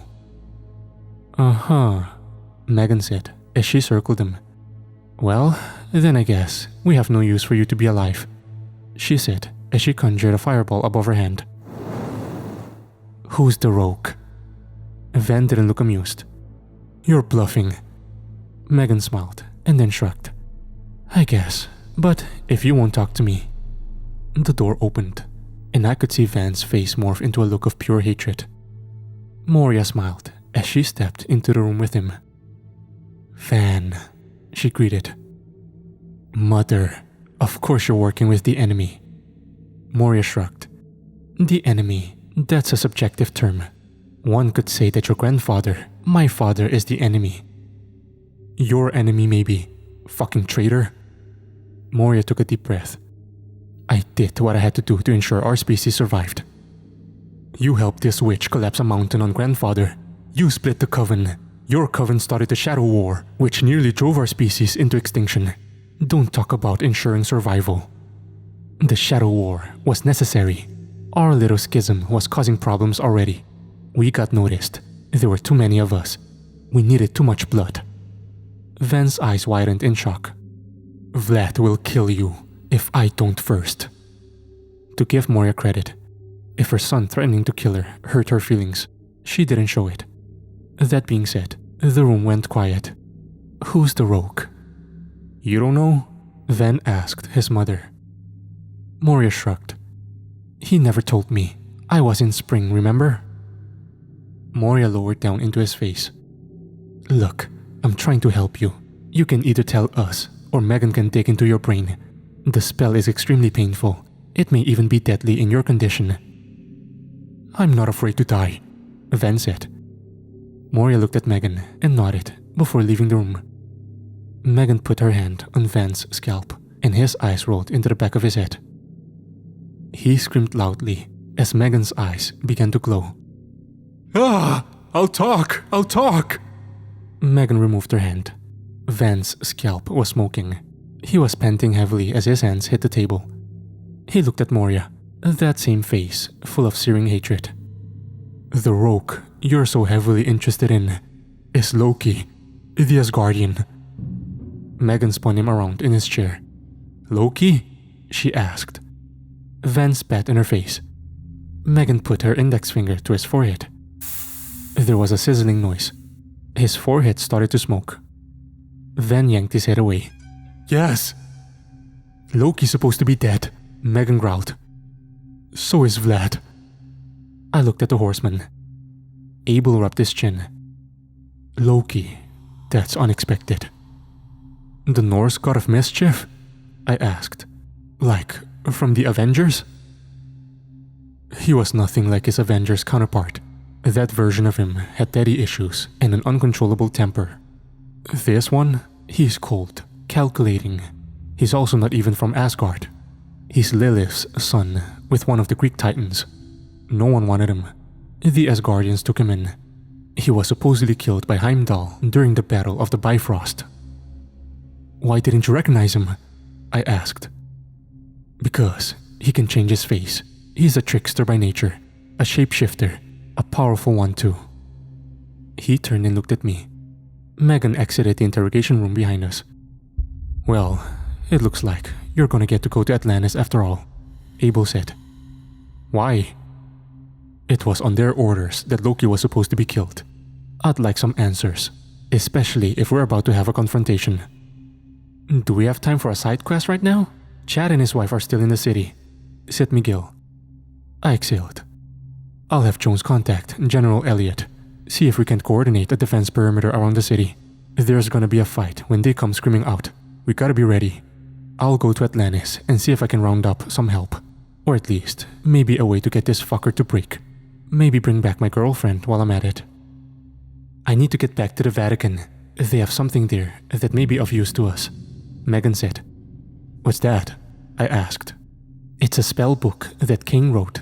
It's like an instruction manual for the medallion.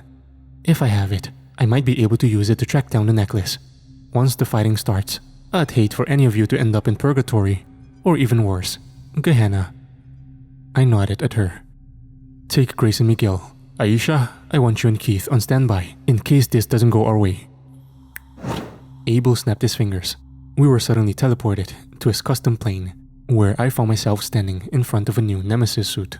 This one, slightly bulkier and more robotic, with the same style helmet with the blue glowing eyes that mine had. What's this? Upgrades, he said as he clicked a button on his remote. I turned to the screen behind me. On it was an image of an island. Only, it wasn't an island. It was a massive megalopolis that was floating maybe a mile in the sky. The buildings were a golden color, and everyone was towering.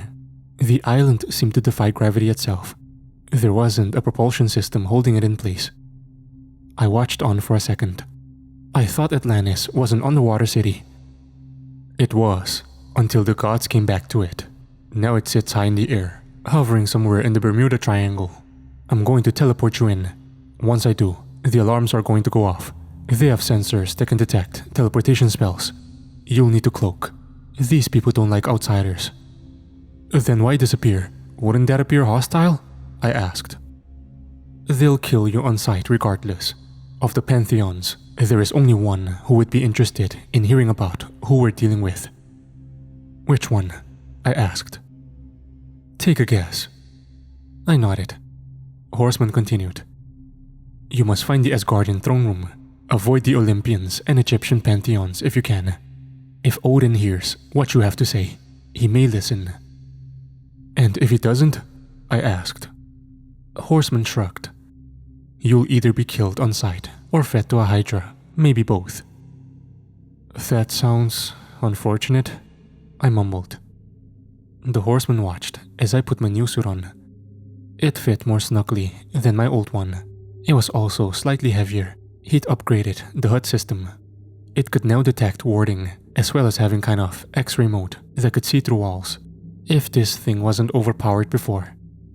He also explained that it could take the full force of a nuclear bomb, but he also cautioned against trying to find out for myself, stating that I'd still get thrown around like a ping pong ball. We went over the plan some more, Atlantean customs and whatnot. I had an idea or two. After I was outfitted, he bid me good luck and snapped his fingers. I found myself in the middle of a sprawling city. The alarms did blare as everyone turned to me. I vanished. This caused panic in the streets. People began to run away. I followed the crowd. The streets were a strange bronze color. There were massive screens on the sides of every building, all of which had signs up that my hut had to translate. Most were shops and stores. There was one in particular that read the time of an execution at the Colosseum. The name of the condemned got my attention.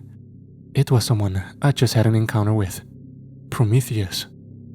The people looked fairly normal, my hut reading that most were only part god. I passed a few patrols as they marched toward my old position. I walked for a few minutes, watching as one of the screens had a video of me arriving and then vanishing. The caption at the bottom read, "Intruder alert. If you see this man, contact the authorities." The screen morphed. Suddenly, I saw Prometheus chained in a room. In front of him were 4 golden chairs, 4 chairs with 3 men, 2 of which sat men with thick, bushy white beards. One was absolutely shredded and buff. The other was missing an eye. In another sat an old, balding, Middle Eastern-looking man.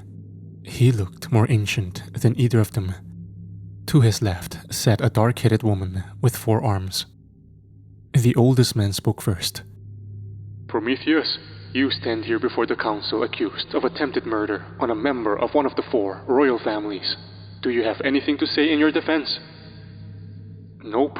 He got in my way. All I wanted was Captain Wild. And why is that? Were you conspiring with her? Asked the buff one. Conspire with one of the ISDD? Me? No. Although I'm sure you wish I was. Zeus. Zeus scowled at him. What was it you wanted with Captain Wild? Asked the one-eyed one. The ISDD took one of mine. I wanted one of theirs. But you made a deal with Thomas to turn her over. Okay, a deal with the likes of you people? Huh, I made a deal with you once. Prometheus said as he pointed towards Zeus. Help advance humanity. How did you reward me? Zeus rolled his eyes. You burned a city down. Isn't the most basic rule of evolution that only the strongest survive? I was only cleansing their gene pool. The old bald man stood up. I don't believe you realize the severity of your situation. Prometheus smirked. I don't believe you realize the severity of yours. Tell me, what is it like to be a god who cowers to a bunch of mortals? What's it like to live in fear? You look down on us rogues because we choose to live amongst humanity. Because we don't fear the order of light. You don't deserve to call yourselves gods. Zeus raised a hand and launched a bright blue lightning bolt at Prometheus. The bolt hit him dead center of his chest. Prometheus hit the floor.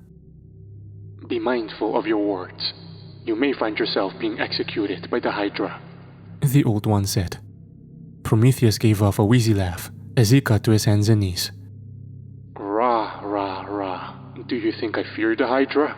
Or dying? Prometheus got to his feet and spat on the floor. He was breathing heavily now. After all that I've been through? After all that this council has done to me? Oh, boo-hoo. I committed genocide and suffered the consequences. The one-eyed god said. Is this life? I asked. No. This was Prometheus' sentencing. It happened this morning. Horseman replied on my comlink. Odin, don't talk to me about consequences. It was your people who allowed Loki to escape. What consequences have you for the victims of Jotunheim? Our intel says Vlad Tepes opened the monolith. Odin replied as he got to his feet. Shit, there goes our inn. I said as I gritted my teeth. Whom do you think he is working alongside? Odin turned and looked at Zeus. And then Ra. Ra waved his hand. Not now. Huh. Typical. Ignore the problem. Fucking cowards. Prometheus boomed. Tell us, Titan. The 4-armed woman started. She looked bored. Insanely bored. Yes, Kali? What is it exactly you and your cabal are hoping to accomplish? Releasing the giants, working with Vlad Tepes, assaulting the youngest son of Zeus. Tell us, what is your goal? All we see is chaos and death. Unnecessary death. You had to know that you'd be executed if you got caught, especially with your track record. Prometheus tilted his head to one side. As someone whose entire pantheon was murdered by the Lightbenders, I thought you, above all people, would understand. You all should be on your knees, begging to help us. You should be proud of us. We're doing what you refused to. We're bringing humanity back under our boot. We're bringing back the age of the gods. An age that you won't be part of, because you'll all be dead. This caused an uproar from the audience that sat behind the council. They weren't cheering, more all in shock at the sudden outburst. Ra quieted the room with a wave of his hand. I've heard enough, Ra said. All in favor of execution via Hydra, say aye. Zeus said. Aye. Odin said. Aye. Kali agreed with a bored sigh. Aye. Bellowed Zeus. Ra stepped down from his chair. Prometheus, for your crimes against the people of Atlantis, I hereby sentence you to death via the Hydra. The screen went black and then switched back to an image of me, reading, "If you see this man, contact the authorities." I gotta move on, my HUD beginning to hack into the Atlantean network. I could keep track of the updates as I traveled unseen through the city. It took a moment before my HUD was able to form a map for me. I was a few blocks from the Olympian Leadership Building, which was a massive tower that stretched high in the sky. I had to walk past it to get to the Esquire Tower, which was maybe a mile away. "You couldn't teleport me anywhere better?" I asked. The city is warded in most areas. I teleported you to an area that isn't, Abel said. Sounds like bad writing to me. I walked cautiously past the first few buildings. The streets were crowded with people. I saw a squad of soldiers walk past me. I was maybe a block away from the Olympian building when a horn bellowed. Two massive doors at the base of the Olympian building came open. A crowd gathered. Zeus walked out with an entourage. Among that entourage was the man who had captured Ophelia. It's time for the execution. Everyone should be heading to the Colosseum. Abel's voice sounded off. I fell in behind the entourage, even making it as far as walking amongst it and right behind Zeus as he spoke with the man. "Where's Hera?" the man asked. "She doesn't wish to bear witness."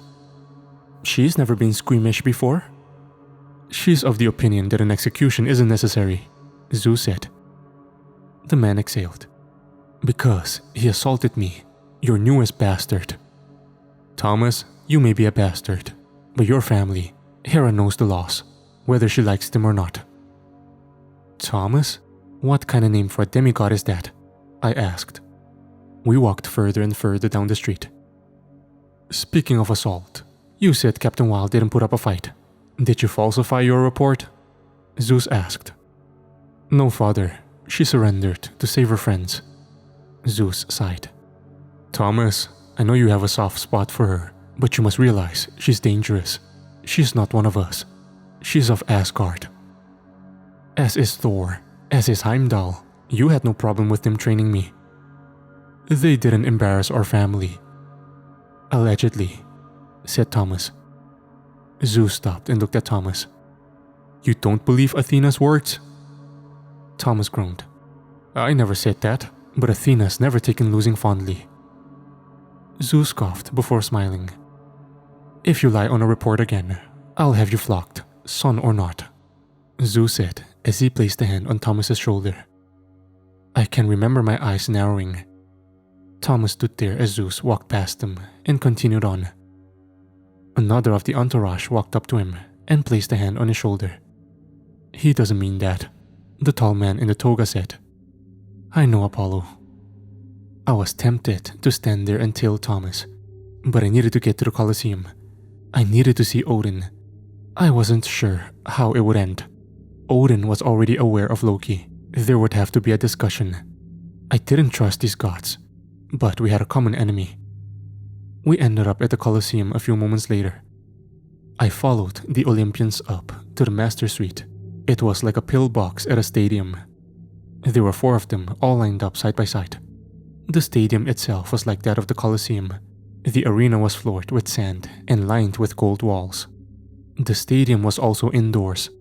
There was a ceiling above us, hanging a massive holographic screen, one with an image of Prometheus, who was buck-ass nude and chained up to 2 stone pillars.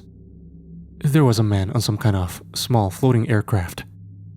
I could see him speaking with Ra in the suite immediately to our left. The stadium was crowded. People were cheering loudly. The lights suddenly dimmed as the man in the aircraft started to hover in the center of the Colosseum. Ladies and gentlemen, he started in a voice that was made for showtime. Welcome back to the arena. The crowd bellowed in approval. Are you ready for an execution? The crowd replied with cheers. He hovered down until he was right above Prometheus. The screen above morphed to show Prometheus's face alongside a list of crimes.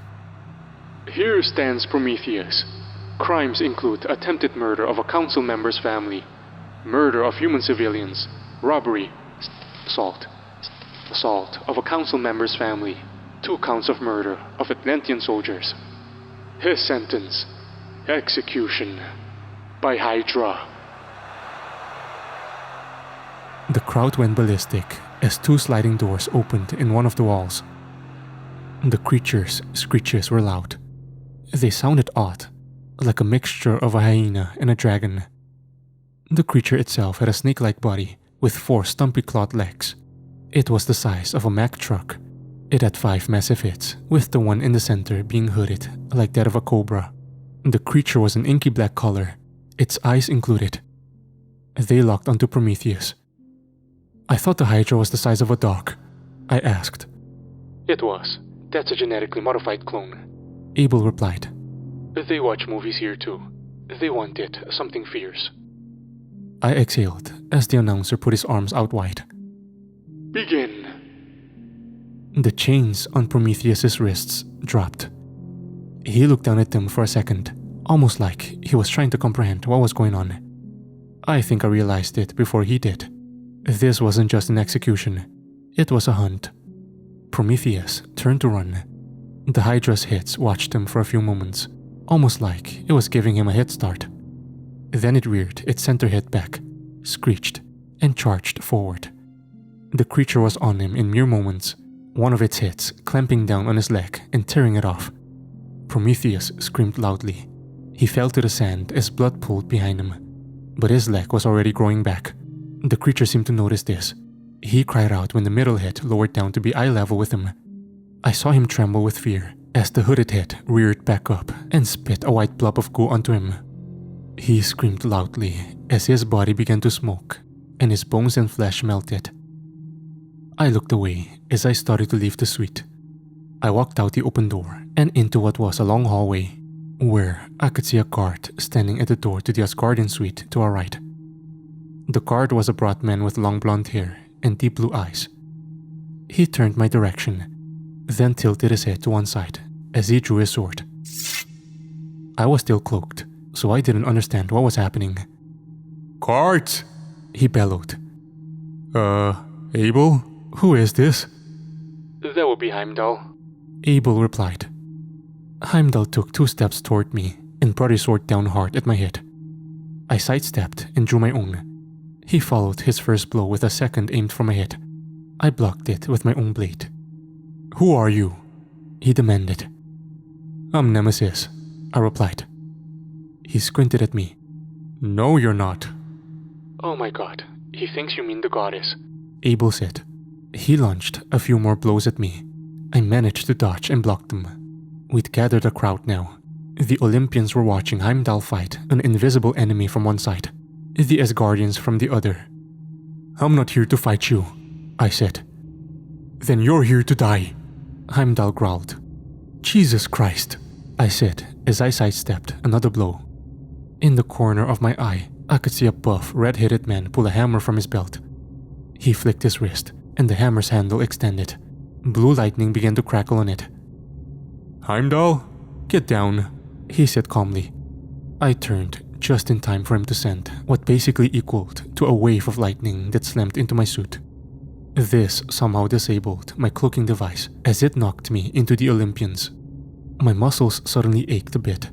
I found myself with another large man with his boot on my chest, this one with a bushy white beard. A massive bolt of lightning crackled in his hands. "You're going to talk," Zeus growled. I didn't have my sword anymore. I also wasn't here to fight. I put my hands up. I could feel the boot on my chest press down harder. My armor held though. I was dragged to my feet and stripped of my weapons. They couldn't get the armor off. I pulled off my helmet as a gesture of goodwill. The whole batch of surrounding gods stared at me. "You're Trent Grayson," said a voice. "Oh, that Nemesis," I heard Heimdall whisper. I turned to the voice, only to see Thomas standing next to Zeus. "Trent Grayson?" asked Zeus. "Yes, he's probably here for the girl." "The traitor, you mean," Zeus corrected. I swallowed. I wasn't sure if I was scared or not. I knew that I was gambling with my life. "I'm here to talk," I said. "Talk? You could have talked when you first arrived," said Zeus. "You people would have killed me on sight," I argued. Odin scoffed. Ra came through the crowd. "What is the meaning of this?" he asked. "This man is our intruder," said Zeus. "He should be fed to the Hydra." Odin looked at Zeus, and then Ra. "Fed to the Hydra? You jest." "He assaulted Heimdall, a member of your family." Zeus barked to the agreement of several of his entourage. "I just wanted an audience with Odin. We're seeking help in dealing with this man," I said as I held up my wrist. The image of Loki was holographically projected before them. "The ISDD is seeking help?" mocked Zeus. "You people work with lightbenders. We would never grace you with our presence." "Even so, this is Loki. Loki in a Jotun invasion. Once they finish with humanity, who do you think will be next?" Odin asked. Zeus scoffed. "We will defeat him as we always have. This time, we will kill him. The plight of humanity doesn't belong to us." "But Odin, of course you're willing to hear the man out. It was your men who let Loki escape. It was you who spread word that he was killed so the Lightbenders wouldn't come for him. It was your granddaughter who betrayed our homeland and joined this man's pro-Lightbender task force." "Zeus," Ra stated. Zeus quieted down as Ra turned to me. "I hear your plight. I am sorry. We have no reason to trust you. You're an outsider. You snuck into our city as an invader. We have strict laws. Normally, I would agree with Zeus and have you executed." Ra took a deep breath. "But I shall let you leave, as I know what you are, Omega. I don't want Abel's wrath upon us." "Fine. What about Ophelia?" I replied. "She is one of us. She stays." I took a deep breath. "I won't leave without her." Ra shrugged. "Then you won't leave." I looked at Thomas, who had a raised brow. He looked at Odin. Captain Wild had her memories of this place erased. "I'm not sure how useful she'd be here," he said. "What did you just say?" asked Zeus. "It's true," said Odin. Ra exhaled as he turned back to us. "She stays. She's still of Atlantis. She still committed treason. The fact that we're letting her live is mercy enough." I gritted my teeth. "So she stays here incarcerated?" I bellowed. "She will live her life out in the Asgardian palace. I wouldn't consider that incarceration. It is better than the dungeon after all, which is where you'll find yourself if you keep talking out of line." "Is it incarceration or not?" I demanded. "Technically yes," answered Kali as she entered the crowd. This made my heart flutter a bit. I think Kali knew what I was thinking. "Then I demand the gauntlet for her freedom." Ra tilted his head to one side, a smirk beginning to grow across his face. We had thought, as we planned, that this exact conversation was probably going to happen.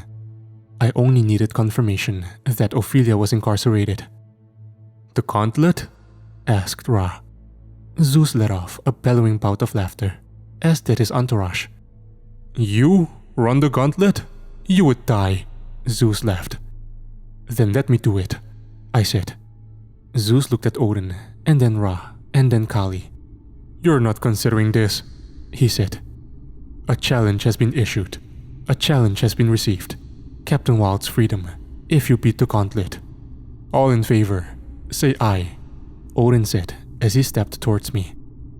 So be it, aye, Ra said.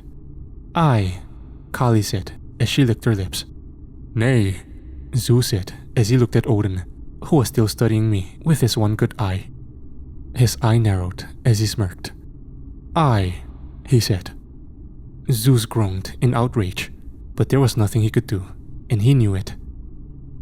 A few moments later, I found myself sitting in a cell, waiting for my moment.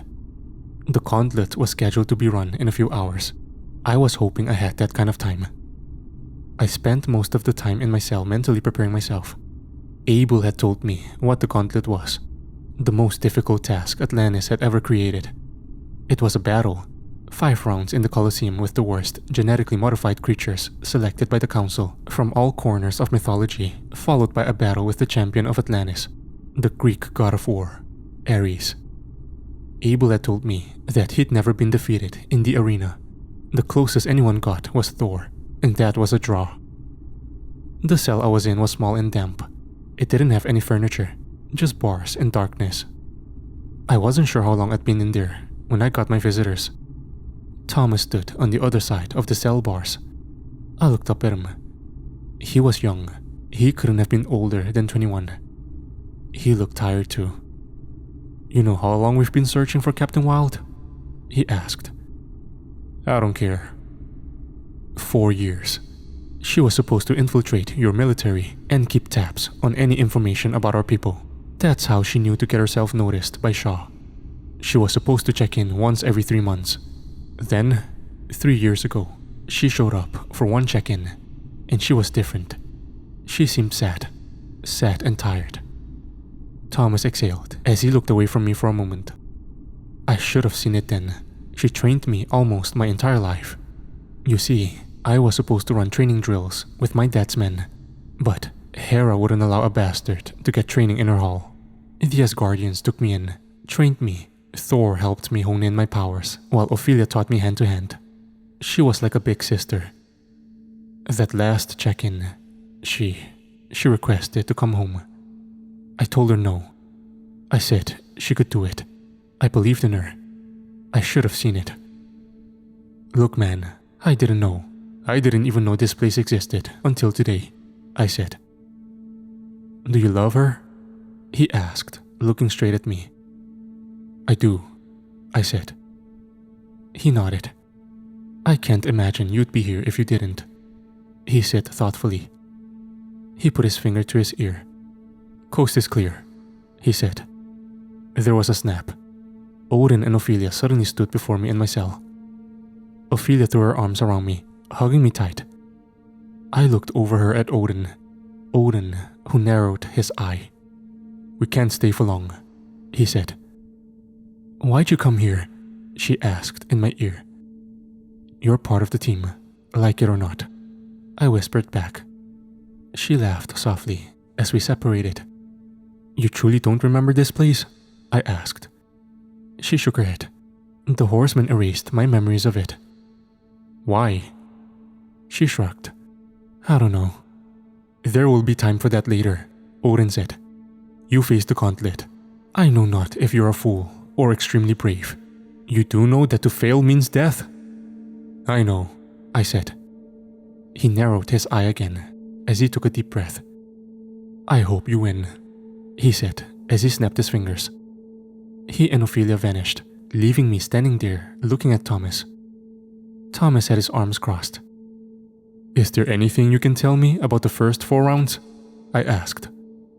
Thomas smirked as he turned to walk away.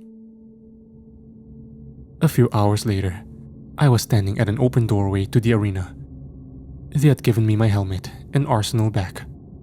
I cocked my scar as I listened to the announcer, whom I learned was called Anasi, start his speech. Ladies and gentlemen, are you ready for the gauntlet? The crowd went crazy.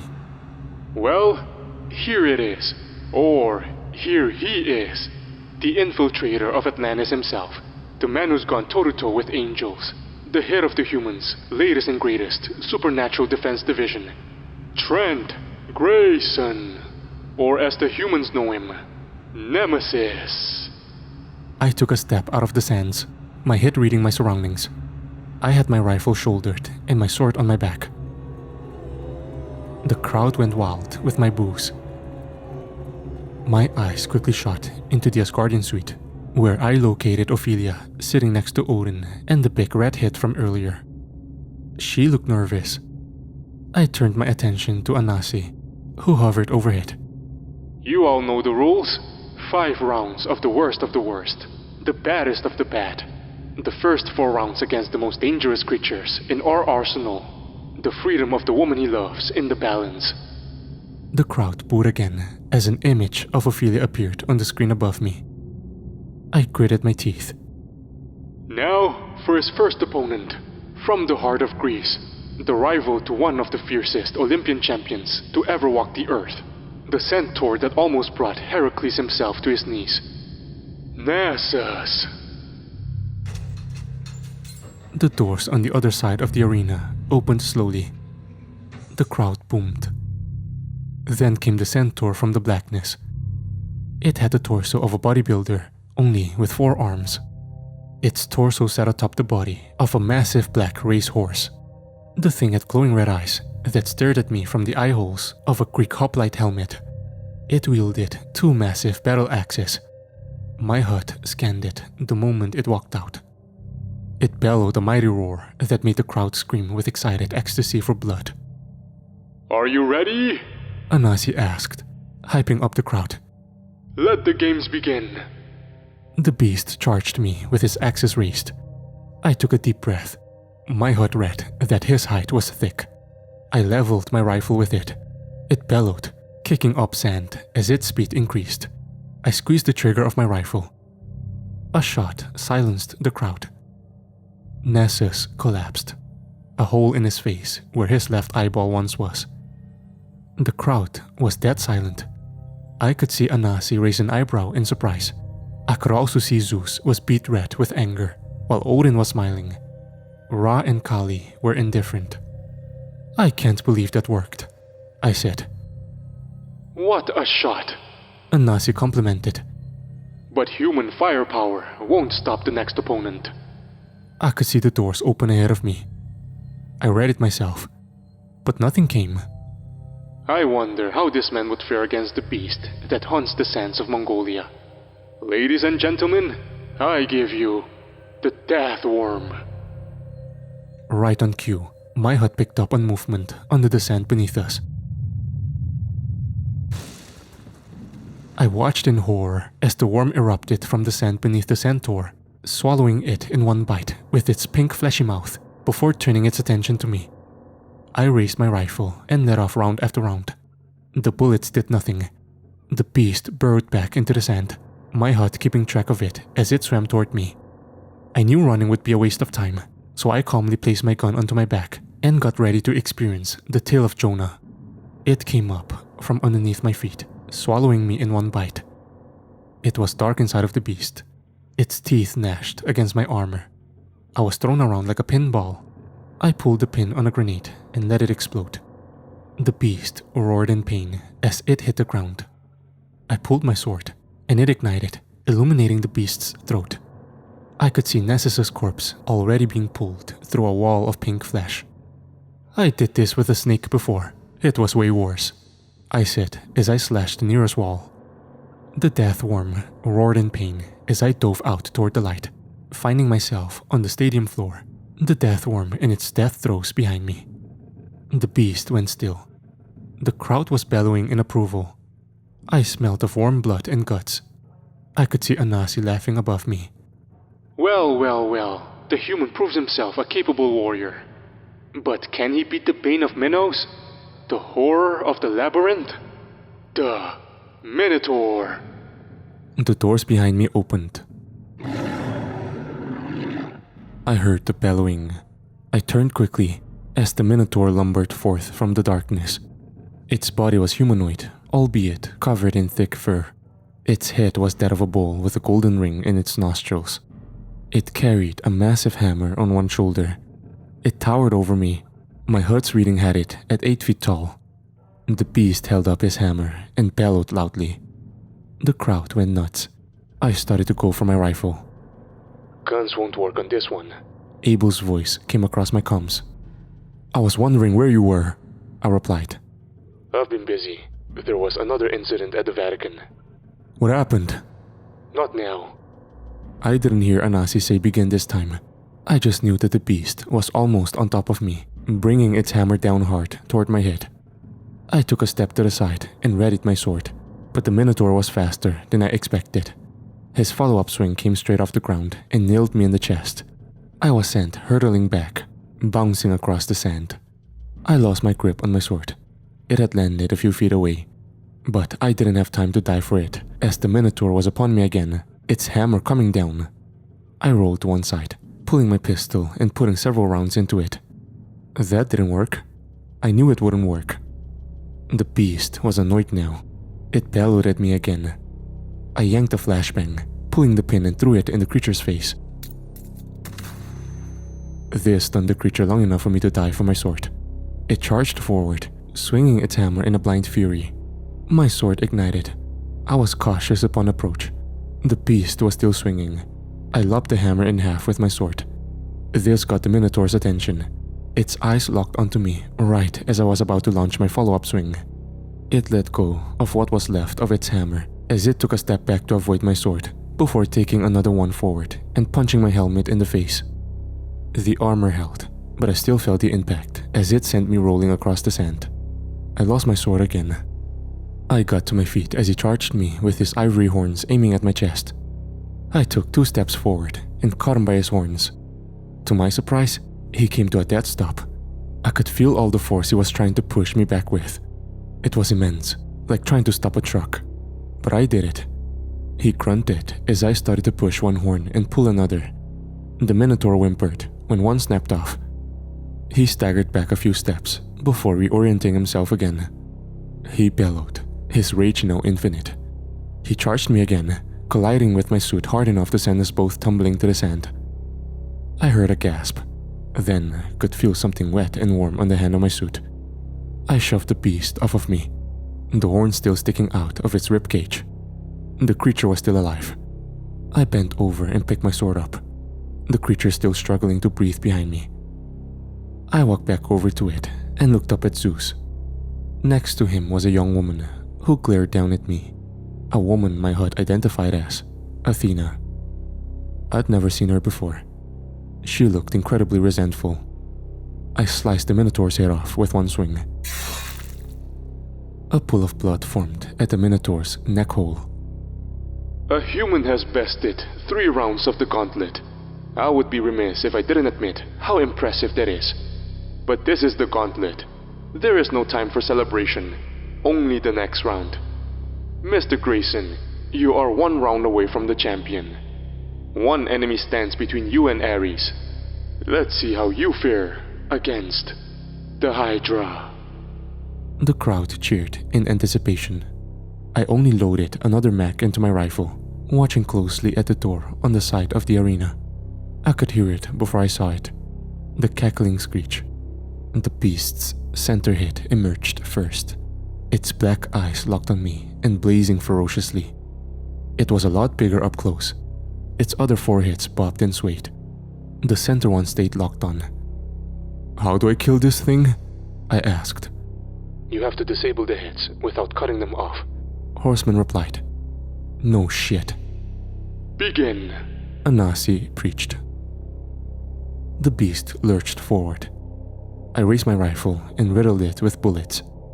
The creature didn't slow. I cursed as I threw my rifle into the sand and pulled my sword. I charged the beast, running at it in a full sprint, its head coming at me from several angles. I slashed one across the face with my blade, but another emerged to chomp down on my leg, yanking me off the ground and dangling me in front of the middle head. It reared back. It's going to spit an acidic adhesive on you. A what now? I asked. I launched my sword into the middle head's throat as it came forward. A fountain of hot blood went everywhere. The white goo missed me and hit the neck of the head holding me. The flesh began to pop and sizzle. I fell headfirst to the sand, only managing to stand for a moment when the hit I'd slashed first came at me from one side, while the other hit came at me from above. I rolled forward, my eyes catching the hit that had been melted off as it began to regenerate. The flesh that regenerated was pink and slimy. It split into 2 tendrils that began to form snake-like features. "Ah, fuck," I said, but now wasn't the time to complain. The slashed hit came down at me again. I rolled again before getting to my feet. I found myself next to the downed cobra-like head that still had my sword implanted in its throat. I yanked the sword out with a squelch right as another hit came at me from behind. I turned and thrust. The blade went into the snakehead's brain. I pulled my sword and took off up the now limp neck, dodging the snips and snaps of the remaining 3 hits as I made my way for the creature's body. I raised my sword and went skyward. I came down hard, planting the burning blue blade into the beast's back. It screeched as it bucked and then rolled. I found myself underneath the Hydra's girth. I was now pinned to the sand as the creature squirmed on top of me. This only did well to soak my entire suit in a warm liquid, as the hole my sword made grew larger and larger. It rolled off me again. I rolled to my feet, my sword still in hand. The creature's 3 remaining hits locked on me. It roared again, this time slightly weaker than before. I groaned under my breath. The beast began to charge, but its first step was a wobbly one. Its next failed completely, as it fell to the sand, dead from blood loss. The crowd went ballistic at this. I could see Anasi's jaw was agape. I could see Ophelia smile softly. Odin clapped. Ra nodded. Kali rolled her eyes. I could see Zeus scowl. Athena was no longer present. Zeus instead turned to his wife, who rubbed his back gently. Hera glared at me as well. "I don't know what to say, ladies and gentlemen. This man, this human has defied all odds, and in almost record time. He's made it to the final round. But with the final round comes the most dangerous opponent. Ladies and gentlemen, I give you the son of Zeus, the champion of Atlantis, the god of war, Ares." The doors opened, and out walked a man with long blonde hair that was tied back in a ponytail. He carried his helmet on the one arm and a shield on the other. He had 2 spears on his back and a sword on his hip. I can remember thinking that he looked extremely young. When he arrived, I noticed that he had no facial hair. He wasn't exactly what I'd imagined a god of war to be. I was expecting Leonidas from 300, not Achilles from Troy. He stopped a few paces away from me and looked down at my rifle. "You want that?" he asked. "Wouldn't do me much good, would it?" He ignored that as he kicked the rifle my direction and put his helmet on. It had a blue mohawk across the top. It was also an old-school helmet, none of that fancy tech the soldiers had. "So you're the god of war?" I asked as I picked up my rifle. "And you're an invader that threatens my people and treats our customs like a game." I laughed softly. "I'm not playing games." "Fighters, are you ready?" asked Anasi. Ares pulled one of the spears from his back. He bellowed a war cry to the crowd and turned to me.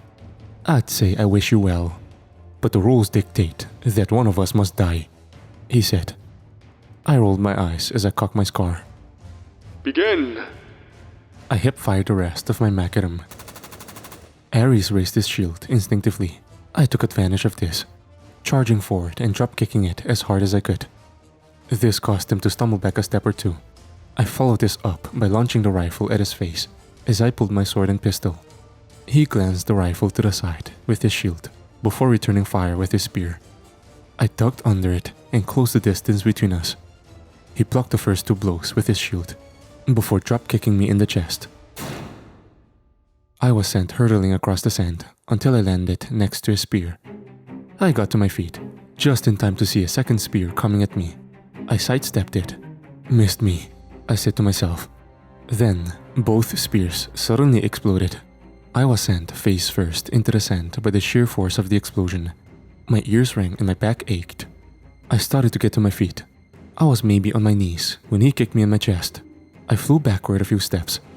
Ares now power walking towards me.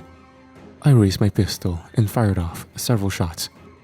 Ares didn't flinch this time, allowing the bullets to ding off of his armor. That is, until one hit him in the eye hole. The bullet didn't do any damage. It was more akin to a bug flying into your eye, but it was still enough to make him lose focus. I took advantage, shooting to my feet and charging with my sword. What followed was an exchange of blows. We were both skilled swordsmen. He was undoubtedly better. His blows hurt, but my armor held. The exchange ended when my burning blue blade managed to hit his shield at just the right angle, cutting the piece of metal in two. This surprised him. I could see it in his face. He backed off a few steps, leveling his coppice in my direction and dropping his shield. He opened his mouth to speak, but I raised my pistol again and fired at him. He turned his head to keep from getting hit in the eye holes. I closed the distance. He barely got his sword up to block with one hand before delivering a savage right hook to my mask with the other. He followed this up with a swing of his sword that I blocked myself before shoving my pistol into his face and firing. This round hit him in the other eye. He roared in anger, but it was too late. The momentary lapse was all I needed. I stuck the point of my sword into his sword-wielding shoulder. Ares howled in pain as he dropped the sword. He tried to throw another cross with his hand, but I took a step back. The cross missed me by an inch. I then shoved my blade into his thigh. He fell to one knee, then looked up at me. I had my sword raised for the finishing blow. Unbelievable! A Nazi bellowed to the crowd. The rules dictate that one of us must die. Do it! Ares groaned. I exhaled. If this was their idea of sport, then the gods were just as savage as humanity. I lowered my sword, only for my HUD to throw up a warning. I turned just as Athena's blade grazed my helmet. I took a step back as she tried to upswipe me. A bolt of lightning landed between us. The big redhead caught her next blow with his hammer. "Step aside, Thor!" she boomed. I could see the doors open behind her. An entire contingent of Atlantean soldiers marched out in formation. "Stop this madness at once!" Ra boomed. Athena and Thor stopped and glared at each other. That was when Abel appeared next to him. Ra froze and turned. I couldn't hear what Abel said to Ra, but I could see Ra nod. Zeus was screaming something from his suite. The crowd was silent. "I don't care whose granddaughter she is. I'll have her head on a spike. He clearly cheated." Abel appeared before Zeus and tapped his head. Zeus went limp and fell to the ground, his wife screaming. Thor turned to me, his hammer over his shoulder. "All right, kid, let's go," he said. A bolt of lightning hit me. The next thing I knew, Thor and I were in the Asgardian suite. Abel was next to Odin now. Ophelia quickly hugged me. "I've negotiated your release," Abel said, looking at me and Ophelia. "Leave quickly before Zeus awakens." Odin followed up. "Can you help us with Loki?" I asked. Thor eyed me. Odin smirked. "I will try, but the council must confer." Abel snapped his fingers. Ophelia and I found ourselves aboard the plane again. I was sore and covered in blood. I exited the suit. I'm pretty sure I had a few bruises and a black eye. I didn't say a word to Ophelia, as my first thought was to look at Abel. "You mind telling me why you erased her memories now?" Abel was sitting at his computer, typing something. "Because she asked me to. She didn't want to go back." "Why?" I asked. Abel took a deep breath. "Trent, I've been watching you since you joined the CIA. When Ophelia was recruited to the team, I knew what she was. Shaw did as well. Shaw recruited her in the hopes that we could build a relationship with Atlantis through her. But it didn't work out." Abel took a deep breath. Shaw had to deal with the Atlanteans in the past, back when he was with SNOD. He didn't think she'd be a threat as long as she didn't get compromised. What he didn't expect, however, was you. "Me?" I asked. "You recall how distant she was when she first showed up? Boneheaded even? And then you took an arrow for her, even after her impatience got Chad wounded. You didn't think of yourself, just the team. After that, the two of you started getting closer and closer. By the time she'd realized she was falling for you, It was too late. She loved you, and she'd been lying to you for years by that point. It got so bad that she tried to go back home. I looked at Ophelia, who looked at the floor. Thomas said no, I said softly. He did, unaware that he'd made a choice for her. And then she found me. I didn't realize she knew I was watching, but she's observant. She knew I knew a spell. I had used it on lightbenders to erase their memories of Atlantis' location after the first treaty. Abel exhaled again. She gave up everything because she loved you. I looked at Ophelia, who looked at the ground. I didn't even know what to say. I loved her more than anything. I couldn't imagine what was going through her head at that moment. Her whole world had been shifted, and it was her own doing. We have to get back to the Reagan, she said. I nodded. Before you do that, you should probably watch this footage, Abel said as the screen on the wall morphed. I was suddenly staring at a helmet cam footage from Miguel, who was standing behind Megan and Grace at the door of what looked like a massive cathedral. Megan knocked. A stout priest opened the door. Father Hendricks, it's been a while. The priest looked Megan up and down, and then Grace. What can I do for you today? He asked. I need to get into the archives. Megan said. The archives? Yes, I sent Rick in advance to let you know. Where is he? Rick? Rick hasn't come by here. The priest let them in. Megan looked around. I could see Grace sniff the air. She eyed Megan. Megan led them down through a series of tunnels and into a hallway before coming to a massive vault door. Megan began entering a code. Where is everyone? Asked Megan. Yeah, where is everyone? Grace asked. I could see her hand reaching for her pistol. At home, while we prepare for renovations.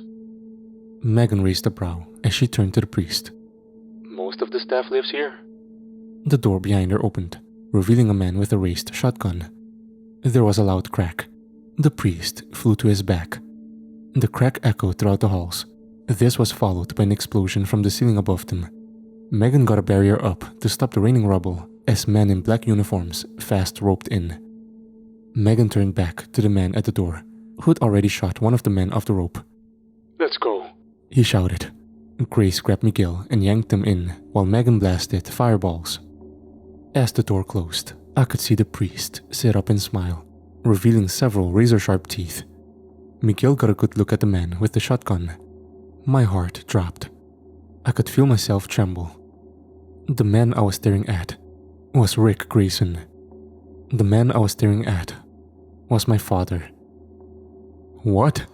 I asked. Abel exhaled. Yeah, I'm going to let Megan explain that one when we get to the Reagan. I remembered the guilty look Megan had given me when talking about my lineage. I gritted my teeth. Why didn't she tell me? Moria's black guard. They turned the priest into a familiar. They were actually trailing your father when they arrived. They wanted to use him as a bargaining chip for Moria. How'd that go? I asked. Moria ordered them to stand down. After your dad beheaded the priest, of course.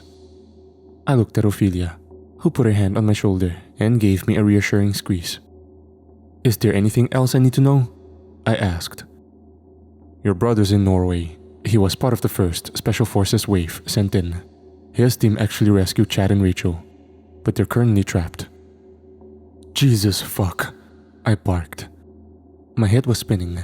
My father was the reason I joined the CIA. I'd wasted years trying to find him, and he was working with some Vatican kill squad the whole time? And to top that off, my brother was now stuck in the middle of a city that was being overrun by a horde of flesh-eating giants. You got a signal through the shield? Asked Ophelia. Abel nodded. We've been trying to track Vlad and Loki's signals in and out. They did something to the spell after we took Van. You think he's gonna negotiate? I asked. Possibly.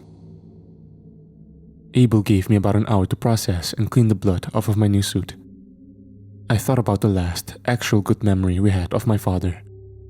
We had just finished a custom-built matte black 1967 Mustang Fastback. It was a project my father, my brother, and I had been working on for over 3 years. It had been a process, a long process. Michael was in the driver's seat. Dad had shut the hood and given him the okay to start the engine. It sputtered for a second before turning on. A few cheers later, and we were hauling ass down a Texas back road. It sticks out in my mind because it was the last time I saw my dad actually happy. Mom hadn't passed yet, neither had Grandpa. It's crazy how everything changed so drastically. Abel also gave Ophelia a gauntlet that could fold out into a circular shield. The shield was crafted from the same metal as my suit. She had also brought a sword from Atlantis. The sword was styled after a Viking blade and was coated in venom from the Midgard serpent. One scratch from this blade could rot flesh from the inside out. It would be a brutal way to go if you ask me. The blade also allowed Ophelia to unlock her godly heritage. It made her faster, stronger, and resistant to small arms fire. We were greeted by Grace and Miguel when we arrived in the control room. Miguel had done a drone feed of the map and various helmet cam footage from the soldiers inside. I could see one of Chad, Rachel, and my younger brother gunning down a giant, the beast falling down and flattening a taxi. "Where are they?" I asked. The room seemed tense. Miguel and Grace eyed each other. Miguel zoomed in on a smoking pile of rubble that had been a building at one point. Things were going from bad to worse. "They just got hit a few minutes ago. Rachel got your brother and Terrell out with several soldiers, but Chad was in the building when it exploded," Grace said. "Where did he go?" I asked. "Last we heard, they were moving through the street on foot." Miguel handed me a radio. "Rachel, can you read me?" I asked. I got nothing back. "Agent Davis, are you there?" Agent Davis isn't here right now. A familiar raspy voice replied. "Vlad, are my agents alive?" I asked. The girl works for British intelligence. Therefore, she isn't yours." "Is she alive?" I demanded. "She is. So is your brother." I could feel my chest shudder. How did he know who Michael was? The question was answered relatively quickly. It's crazy what you can do with a few friends in high places, where you can get certain soldiers deployed. I told you, your family and I have a history.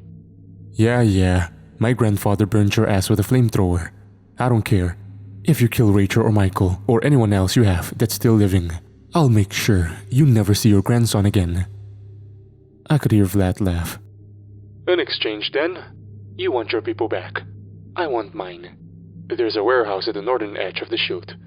I'll meet you there at dawn tomorrow morning. I took a deep breath. Do we know for sure if Chad is dead? I asked as I looked at Miguel. He was in the building when it went down. Shit, I barked.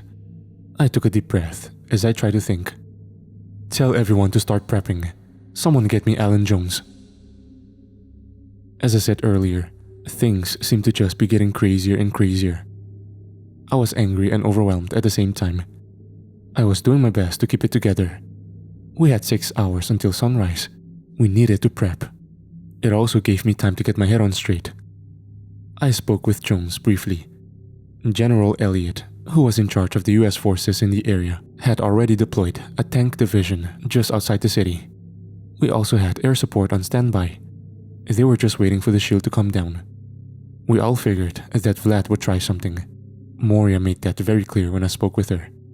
She knew what he was capable of more than any of us. Chalk it up to daddy issues. Speaking of daddy issues, I was standing on the top deck with Ophelia.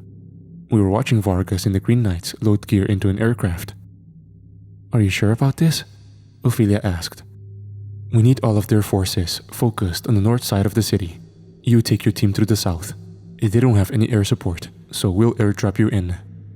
I said as I noticed movement in the corner of my eye. I turned my head to see Rick standing there with his hands in his pockets. He was staring at me. I looked at Ophelia. She gave me a reassuring squeeze on my shoulder and walked over to help load gear. My father approached me cautiously. So, I'm not really sure what to say. He started. I scoffed. You can start with why you disappeared for the last decade and a half. Rick had grown a thick beard. His once black hair was now graying at the temples. I'd missed my father become an old man. "Okay," he started. "Your grandfather was murdered. The police didn't know who did it, but I did. I found his journal." I looked at him with a raised brow. "Grandpa had a journal? About his time with SNOD?" "I didn't know he was with SNOD until after he died." "Who killed him?" I asked, already thinking I knew the answer. "Vlad Tepes." "Of course," I groaned. "So you went after the AVC. How'd you end up with Megan?" "I tracked Vlad to a strip club near El Paso. I went in to find him and got in a fight with some familiars. It had been an ambush just for me. I would be dead if it hadn't been for Megan and Father Raphael. They saved my life. In exchange, I went to work for them." "Why didn't you come home?" He exhaled. "Megan explained to me that they'd been tracking me for months, ever since your grandfather had been killed. She said that Vlad had eyes on you three, that if I went back home, we'd all be dead. I'm surprised Vlad didn't kill us anyway, or at least use us to dry you out. He thought I was dead." I understood. I understood a lot better than Rick realized. I hadn't even gotten around to telling my brother and sister that I was alive.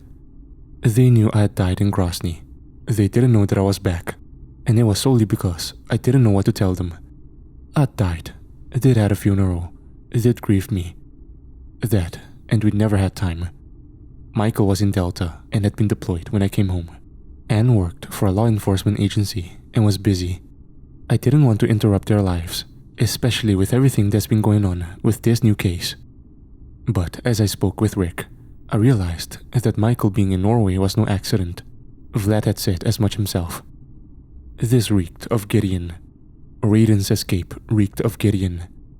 I wondered if Jamie had been let out too, but squashed the thoughts. "Look," I started. "You left us. I'm not saying that I blame you for everything that happened. I'm not saying I don't understand. But fixing your relationship with your kids is on you, just like fixing my relationship with my siblings is on me. But none of that matters if we can't finish this fight." Rick looked at the ground. "Yeah, I know." It was quiet for a few seconds. Rick suddenly looked up at me. "How's the car?" "In the garage at the old house." "Does it still run?" I shrugged.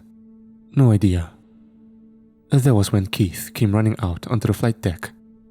"Trent, Chad just contacted us. He's alive!" Chad didn't have a radio. He'd contacted us via a leftover helmet camera from a deceased soldier. He looked hurt. His face was bloody, and it seemed as if he was walking with a limp. He stared into the camera. "Man, I hope you guys can see this. We had to blow the building. We were surrounded by those fuckers. They ate several of Mike's guys. I lost my radio. If you guys are watching this, I'm in a small convenience store. There was a bright light.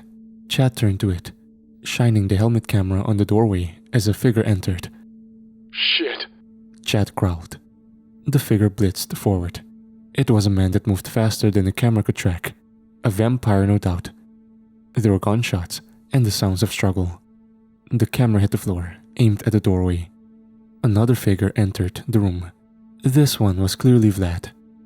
He smiled wide as the vampire crony he sent drug Chad by one of his legs. Vlad squatted in front of the camera and smiled before picking it up and smashing it. "Keep it together." That was all I could think. Just keep it together. I took a second to think.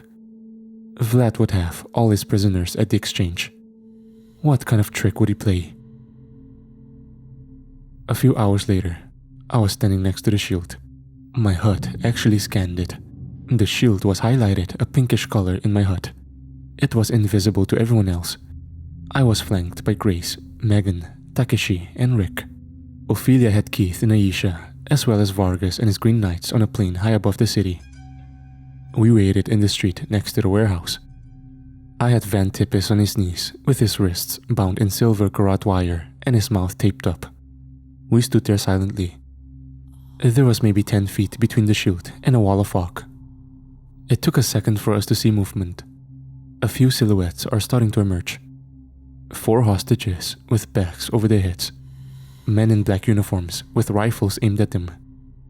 I could tell by the bodies that the hostages were Chad, Rachel, Michael, and Terrell. My HUD could also read their vitals. Vlad stood in the middle of them as they stopped. I pulled Van to his feet. I could see Vlad kind of wince at this.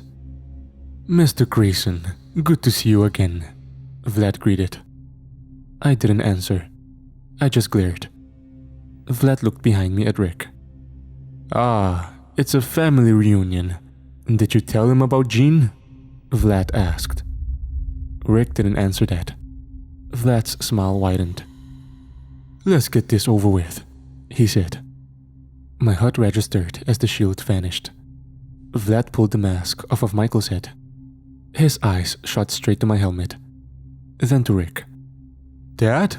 he asked. Vlad pulled the mask off of Terrell next. Then he reached for Chad's. He looked up at me and grinned. "Send my grandson over," he said, as he pulled a revolver and put it to Chad's head. I took a deep breath. "Send over Terrell and Michael first." Vlad smiled and nodded. Michael and Terrell were yanked to their feet by the mercenaries. Terrell was shoved roughly across to us. My hand started to lower to my pistol as I started to shove Van across. Van was pleading from under his tape, trying hard to tell Vlad something. Vlad cocked his head to one side as he brought Chad to his feet, mask still on, and shoved him my direction. Van reached Vlad, who ripped off the tape. "He can tell they've been turned," Van shouted, right as I fired 2 silver rounds into Chad's legs and then aimed for the nearest mercenary. Vlad sneered as a gunfight broke out. It was short, Megan casting a shield around us while Grace and I gunned down his men. In the chaos, Vlad had yanked Van and Rachel back into the fog. That was when a massive shadow appeared inside the fog. Then another. Then another. These shadows were easily 15 to 20 feet tall. The ground rumbled with their steps. I'd anticipated this though. The first giant emerged from the fog, salivating and snarling. There was a loud crack. The torso of the giant suddenly exploded, showering us in a scarlet rain. The next giant emerged, saw its friend, and then turned to run. It was hit in the back by another tank shell. The next one didn't even emerge from the fog. I turned to the line of Abraham's tank coming down the road behind us and gave a thumbs up, unaware that the fog had begun clearing behind me. My first hint that something was wrong was the look on Megan's face. Trent?" Grace said. I turned back around slowly, staring straight into the eyes of another giant, this one smiling at me. My heart rate escalated. This giant was flanked on either side by an entire horde of the fuckers, all of which charged at us. Megan snapped her fingers. We were suddenly on the warehouse roof, watching as the giants charged the tanks. The tanks gunned down several, bathing the others in blood and gore. Machine guns blazed, tank cannons boomed. The tanks took a formation. To their credit, they held their own, especially when the Apache choppers came screeching overhead with a volley of missiles. As the battle raged, I turned my attention to Chad, who was hissing and snarling under his mask. I yanked the mask off of him. Chad's teeth were now sharpened as they tried to jump down on me. "It's me, Chad!" Chad didn't care. He was like a rabid animal. "It's no use. He's been turned. By Vlad no less. Vlad took his free will." "What do we do?" I asked. "I don't know. You can't cure a vampire. Unless..." Megan turned to Grace. Grace looked at us with a confused glance. "What?" she asked. "You're Vlad's granddaughter. You're a different species entirely. You might be able to turn him." "Turn him?" Grace asked. "Why do you think Moria wanted you dead so bad? Why do you think she considered you such a threat?" Grace groaned. "Fine. What do I need to do?" "I think you should bite his ass," I said. Grace exhaled as she walked up to Chad. He hissed and snapped at her. She caught him by his throat, lifted him up, and sank her teeth into his neck. They stood there for a moment in a bloody embrace, before Grace separated. Chad collapsed back to the floor. That was when the warehouse shook violently. We turned to see a giant's head at the edge, staring at us. Its cold and hungry eyes locked on me. Rick didn't say a word. He loaded the grenade launcher on his M4 and fired it. The creature's head exploded. As he fell, I could see the tanks still firing behind him. My eyes went skyward as a chopper was suddenly blown out of the sky by another aircraft. This one looked like something out of a sci-fi movie. The ship's body was a golden color. Its body was similar to the Osprey's, but sleeker in design. Instead of rotors, it was powered by 2 futuristic jet engines. It also had some kind of energy cannon underneath each wing. "What the fuck?" I heard Megan say. I looked down at the street, just as another one of these aircraft came down and wiped out the tanks. The tanks went up in a cascade of orange fireballs. "Jones, we got a problem," I said into the comlink. I see it. "Ophelia, are you guys on the ground?" We just landed. Where did the air support come from? Those are Atlantean ships. They're called Wasps. Abel said into the comlink. "Atlantean? Why are they attacking us?" I don't know. Focus on getting to the monolith. I turned to Megan. "You have that tracking spell?" Megan smiled. "I do," she said as she raised her hand to snap her fingers. "This isn't a good idea. Vlad's camp is heavily guarded, not just by vampires and giants, but a bunch of Spartan-looking women. That and the prick in the rat armor," Chad said as he started to stand up. He looked around, his eyes finding Grace. "Did you bite my neck?" Yeah? Why? We needed to turn you back to being you?" "No, why'd you bite my neck? You know where it's been?" "Dude, gross," said Grace. Chad squinted. "Where's Rachel?" "Vlad has her." Chad took a breath. "Shit, he's got her turned too." "We'll get her back," I reassured him. Fighter jets exchanged fire with the Wasps overhead as the giants began to file out of the city. We had to hurry. Chad would explain that Vlad had taken cover in what remained of the museum. Ophelia and her team were maybe 3 blocks away. I gave her the rally coordinates. Megan teleported us to a nearby rooftop, where we found ourselves standing behind a woman in Atlantean armor. She went for her sword, but Takeshi was upon her in less than a moment, cutting her down with his katana. We could now see the museum. The roof had collapsed, the outer walls still remained. There was a massive crater dug out in the building, one that led straight from the front door to the basement where the monolith rested. I could see a platoon of Atlantean soldiers stationed outside.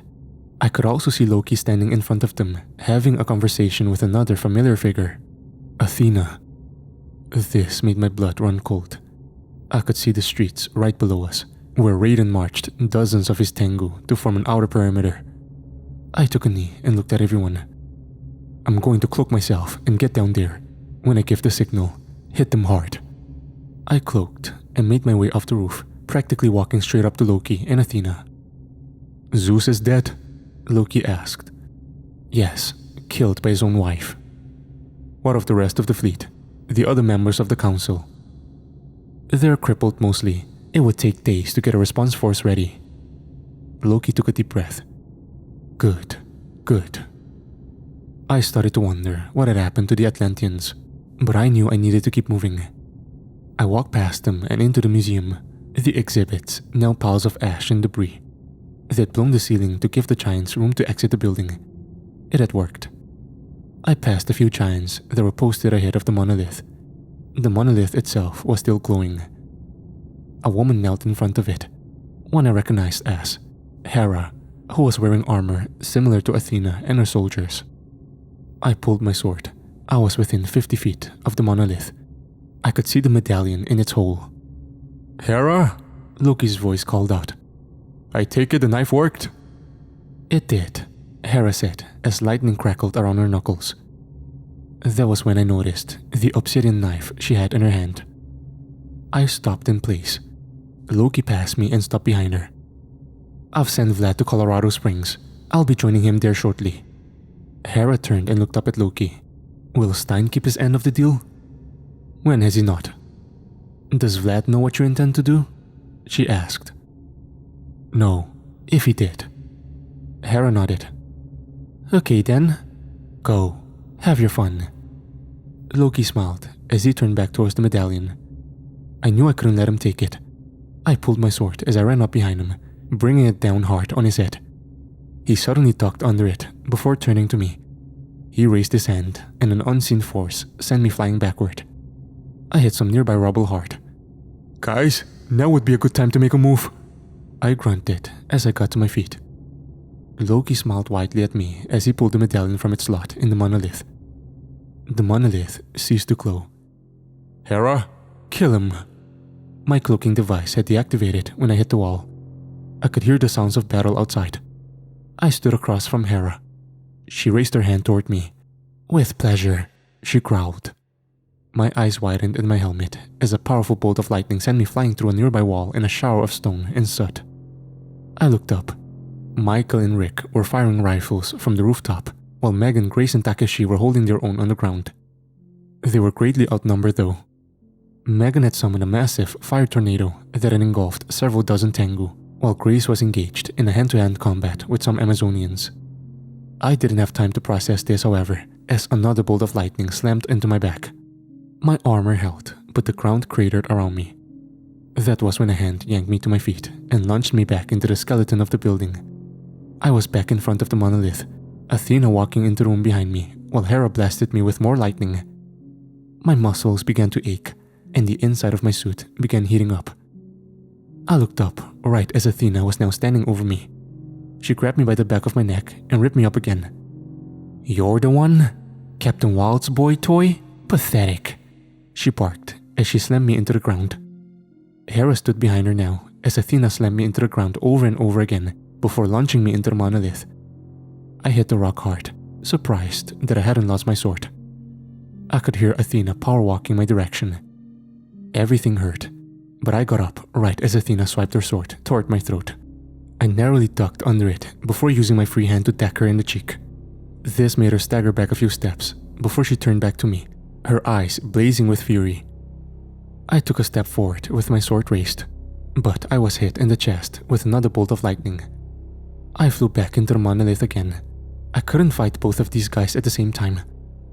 I thought Zeus was the thunder god. I groaned as I got to my feet. Hera seems to have used a blood magic spell to steal his powers, Abel's voice said. Let me guess, the dagger? I asked.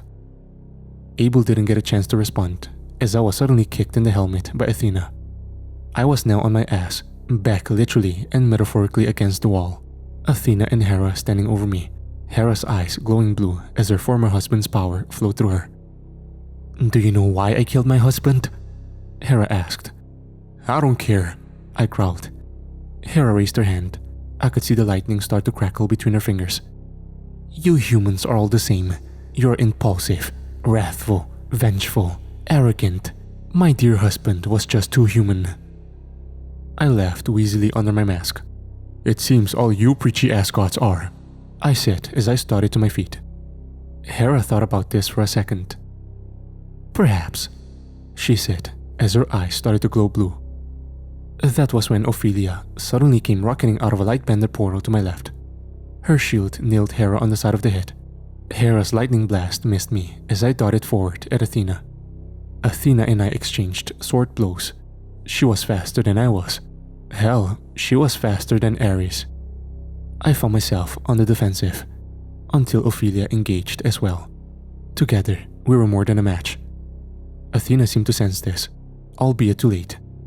I was on her left, bringing my sword down on her neck, and Ophelia was on her right, swinging at her hip. She deflected my blow with her sword, but Ophelia's blade managed to hit her. Athena stumbled backward a few steps as she looked up at Ophelia with cheated rage. Her hands shot to her hip, where the wound was already turning black. She took an aggressive step forward, but she seemed to lose her balance, falling to her hands and knees. I could see her veins turning black in her throat. Her sword clattered to the ground. There you go, Captain Wild. Cheating again, she groaned. Ophelia replied to this by shoving her sword into the back of Athena's neck. It exploded from the front of her throat. A pool of blood formed, and Athena fell down dead. I looked at Ophelia, who was covered in ash, "What took you so long?"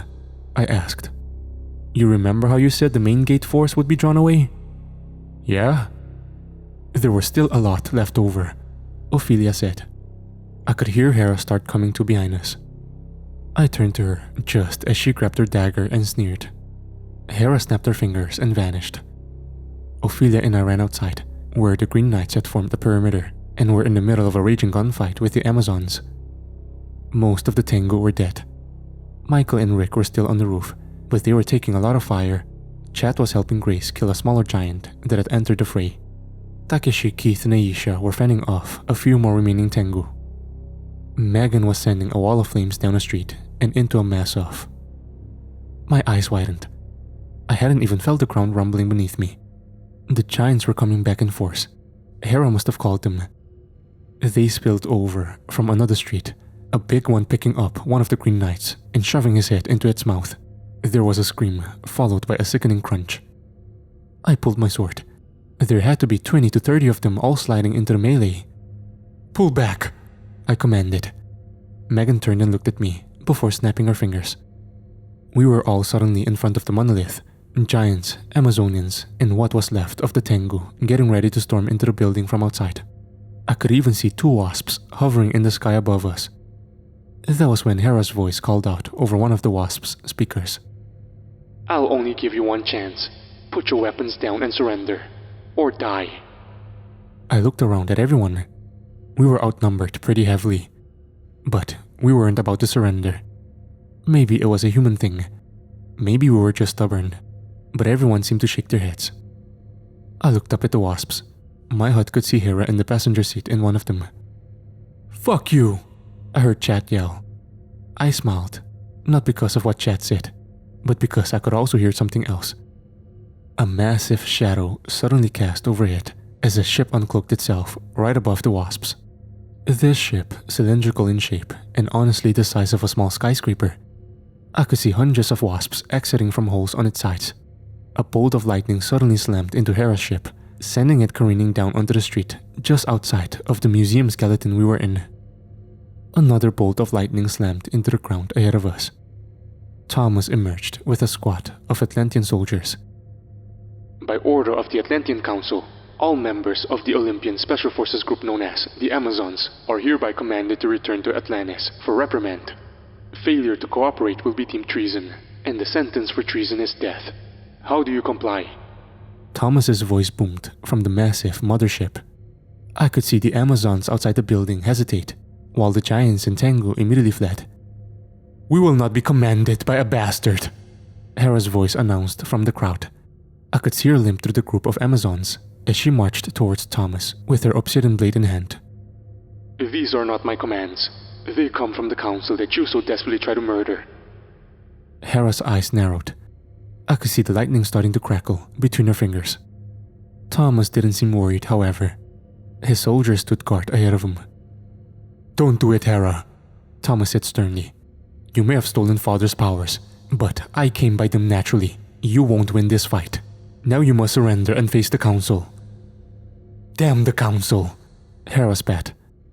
That was when a trident suddenly erupted from her chest in a welter of blood and guts. Hera looked down at it with a confused expression as another Atlantean put his head close to her ear. "You killed my brother," he whispered.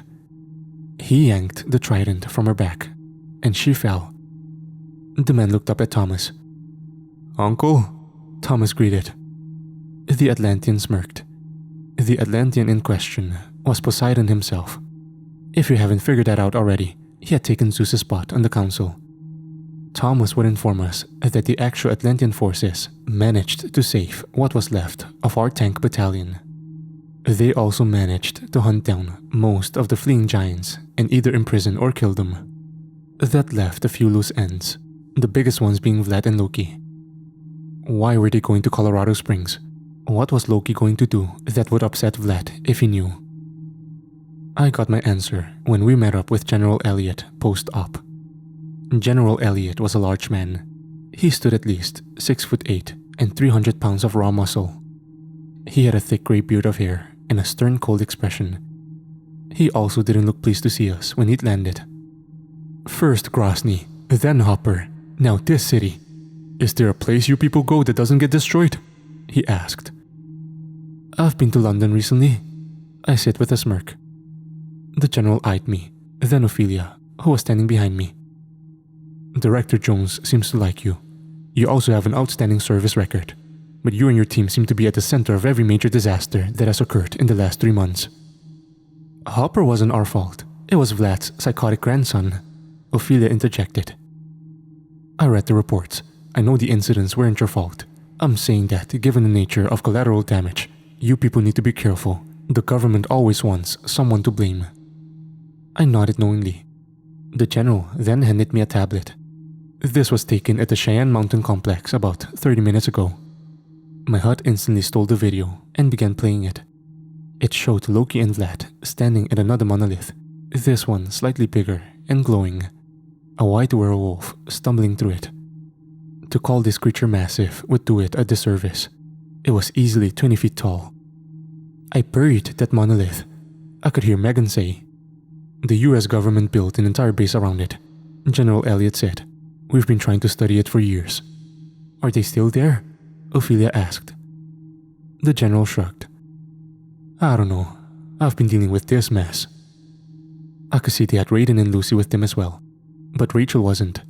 They had killed swaths of soldiers as they torn through the top-secret wing of the base. The halls were a bloodbath. I grumbled as I turned to Megan. "I need you to send us there," I said. Megan nodded and snapped her fingers. We were instantly at the monolith in Colorado Springs. By we, I meant Megan, Ophelia, Chet, Aisha, Takeshi, Grace and I. We left Miguel, Michael and Rick with Thomas and General Elliot. The room containing the monolith had a high vaulted ceiling with massive lights dangling from it. The walls were soaked in blood. The first thing I noticed was that there were no bodies. My suit started hacking into the facility's security system. I looked up at the monolith. "If it isn't the ISDD," a voice boomed from the walkway behind us. "Trent, it's Loki," Megan said. I turned to see him standing there smiling at us. His eyes locked on me. "Where's Vlad? And the wolf?" I barked. Loki shrugged. "You've got bigger problems at the moment." "He can't take us all," Megan said. You're not wrong. But I have something you don't." Loki held up the medallion and aimed it at us. "It's been such a pleasure." Megan did something with her hands. The medallion suddenly went white hot. It began to glow like charcoal in a fire. Loki winced as he dropped it. "What was that?" he growled. "You may have stolen the medallion, God of Mischief, but I learned from the one who built it," Megan sneered. "God of Mischief," he sneered, and then smiled. "God of Mischief. I'm not the God of Mischief. Don't associate me by Asgardian names, Asgardian titles. No, they called me that because they didn't understand me. They didn't understand what drives me. They who were so wrathful and petty. They who would kill all of your kind in an instant if it suited them. They are nothing more than children masquerading as gods. No, I am not the God of Mischief. I am the God of Hate." It was around this time that my suit had found the massive wolf feasting on a guard's intestines in the mess hall of the base. "I found the wolf," I said. "Go, I've got him," Megan replied as she fired a torrent of flames in Loki's direction. The two engaged. Aisha created us a portal to the mess hall. We entered, and the first thing I heard was the wet sound of flesh and meat being torn. The wolf looked up at us and snarled. The man in his claws began convulsing as his bones popped and cracked. His muscles stretched and contorted. He screamed as he began to transform. "Wait a minute." Abel's voice sounded off. "I know what that wolf is. That's Fenrir, Loki's son, the corrupted Hound of God." "Oh shit," I said, realizing why there were no bodies and only blood. "You guys have to find all his spawn and kill them," Abel said. "If they get out, they'll spread worse than a Lazarus canister." "Ophelia, you and I will take on the dock. I need the rest of you to search the base. We can't let these things get loose," I said. The white wolf charged us. Aisha took the rest of the team into an adjacent hallway. Ophelia and I pulled our swords. The wolf swatted Ophelia first. She deflected the blow with her shield, but it was powerful enough to send him careening into a nearby lunch table. The wolf followed up with a swipe at me. I ducked under it, coming up in front of the smaller grey werewolf he'd created. It tried digging its claws into my throat, but I was fast with my sword, sinking the burning blue blade into his chest cavity. I turned back quickly as the white wolf had gone after Ophelia. She slid under one of his claws, slashing his leg with her poisoned sword. The beast bellowed in pain. I took my opportunity, leaping high into the air and burying my burning blue blade in the back of its neck all the way to the hilt. The beast fell forward just as I got a notification on my HUD. Megan and Loki had melted the room with the monolith. The walls were glowing orange as they morphed into molten metal. Megan had her hands up in a defensive position as Loki pelted her with what looked like telekinetically controlled knives, each of which were colliding with an invisible shield she'd put up.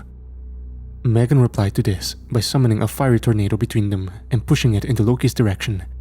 Loki teleported out of the way. He scooped the medallion back up, howling in pain as it sizzled his hand, the ruby in the center glowing red, and aimed at Megan. Megan reached out and clenched the fist. Loki's hand shattered as the medallion was crushed inside of it. Loki sneered as he fell to his knees. "Do you know what you just did?" he bellowed.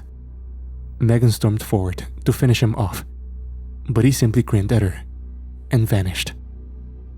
On another screen, Chad and Grace were absolutely slaughtering a hallway full of werewolves, while Takeshi and Aisha were fighting Raiden in another hallway. Their fight was quick and tense. Takeshi had already been on the ground. Raiden battered his new club into a wall as he tried to bash in Aisha's head, but Aisha had ducked under it, using one of her chakrams to try and slice Raiden's midsection. Raiden was ready for this, however, as he blasted her with a lightning bolt with his free hand. I guess he was tired of being stabbed. Raiden then turned to Takeshi, who was struggling to his feet. Raiden power-walked his direction and raised his club to deliver a finishing blow when a flying chakram lopped his left arm off just below the elbow. Raiden looked down at his severed appendage before turning to Aisha. A bolt of lightning hit him. He disappeared. Then lastly, Keith had found Lucy again, his twilight blade glowing hot and at her neck. They had an exchange of words, but I don't know what was said.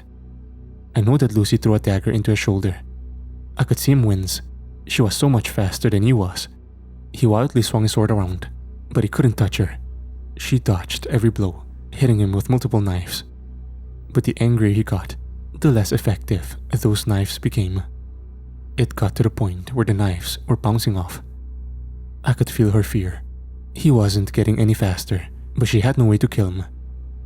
Eventually, he backed her up into a cross-section of hallway, where she was suddenly whacked on the back of the head by an incoming Aisha.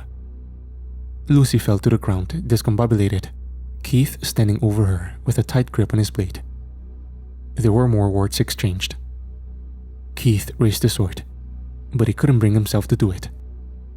We would go on to capture Lucy and ship her to a black-site prison, not Sunshine like we had Jamie and Raiden before.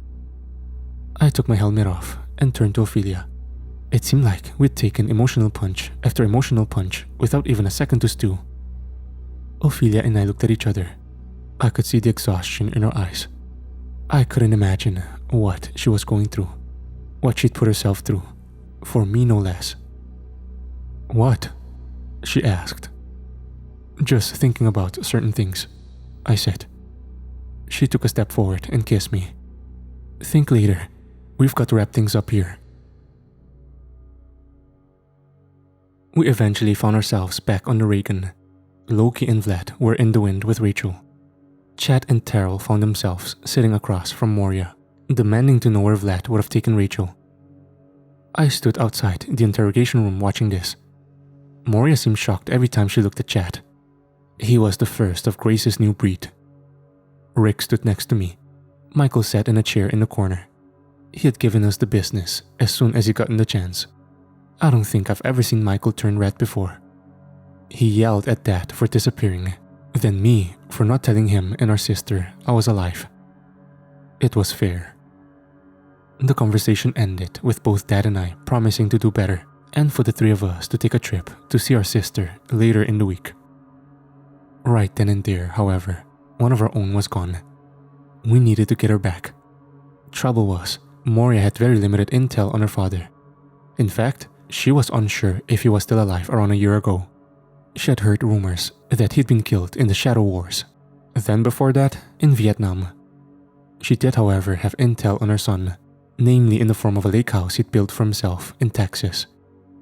It was something worth checking out. We planned our mission, starting with recon.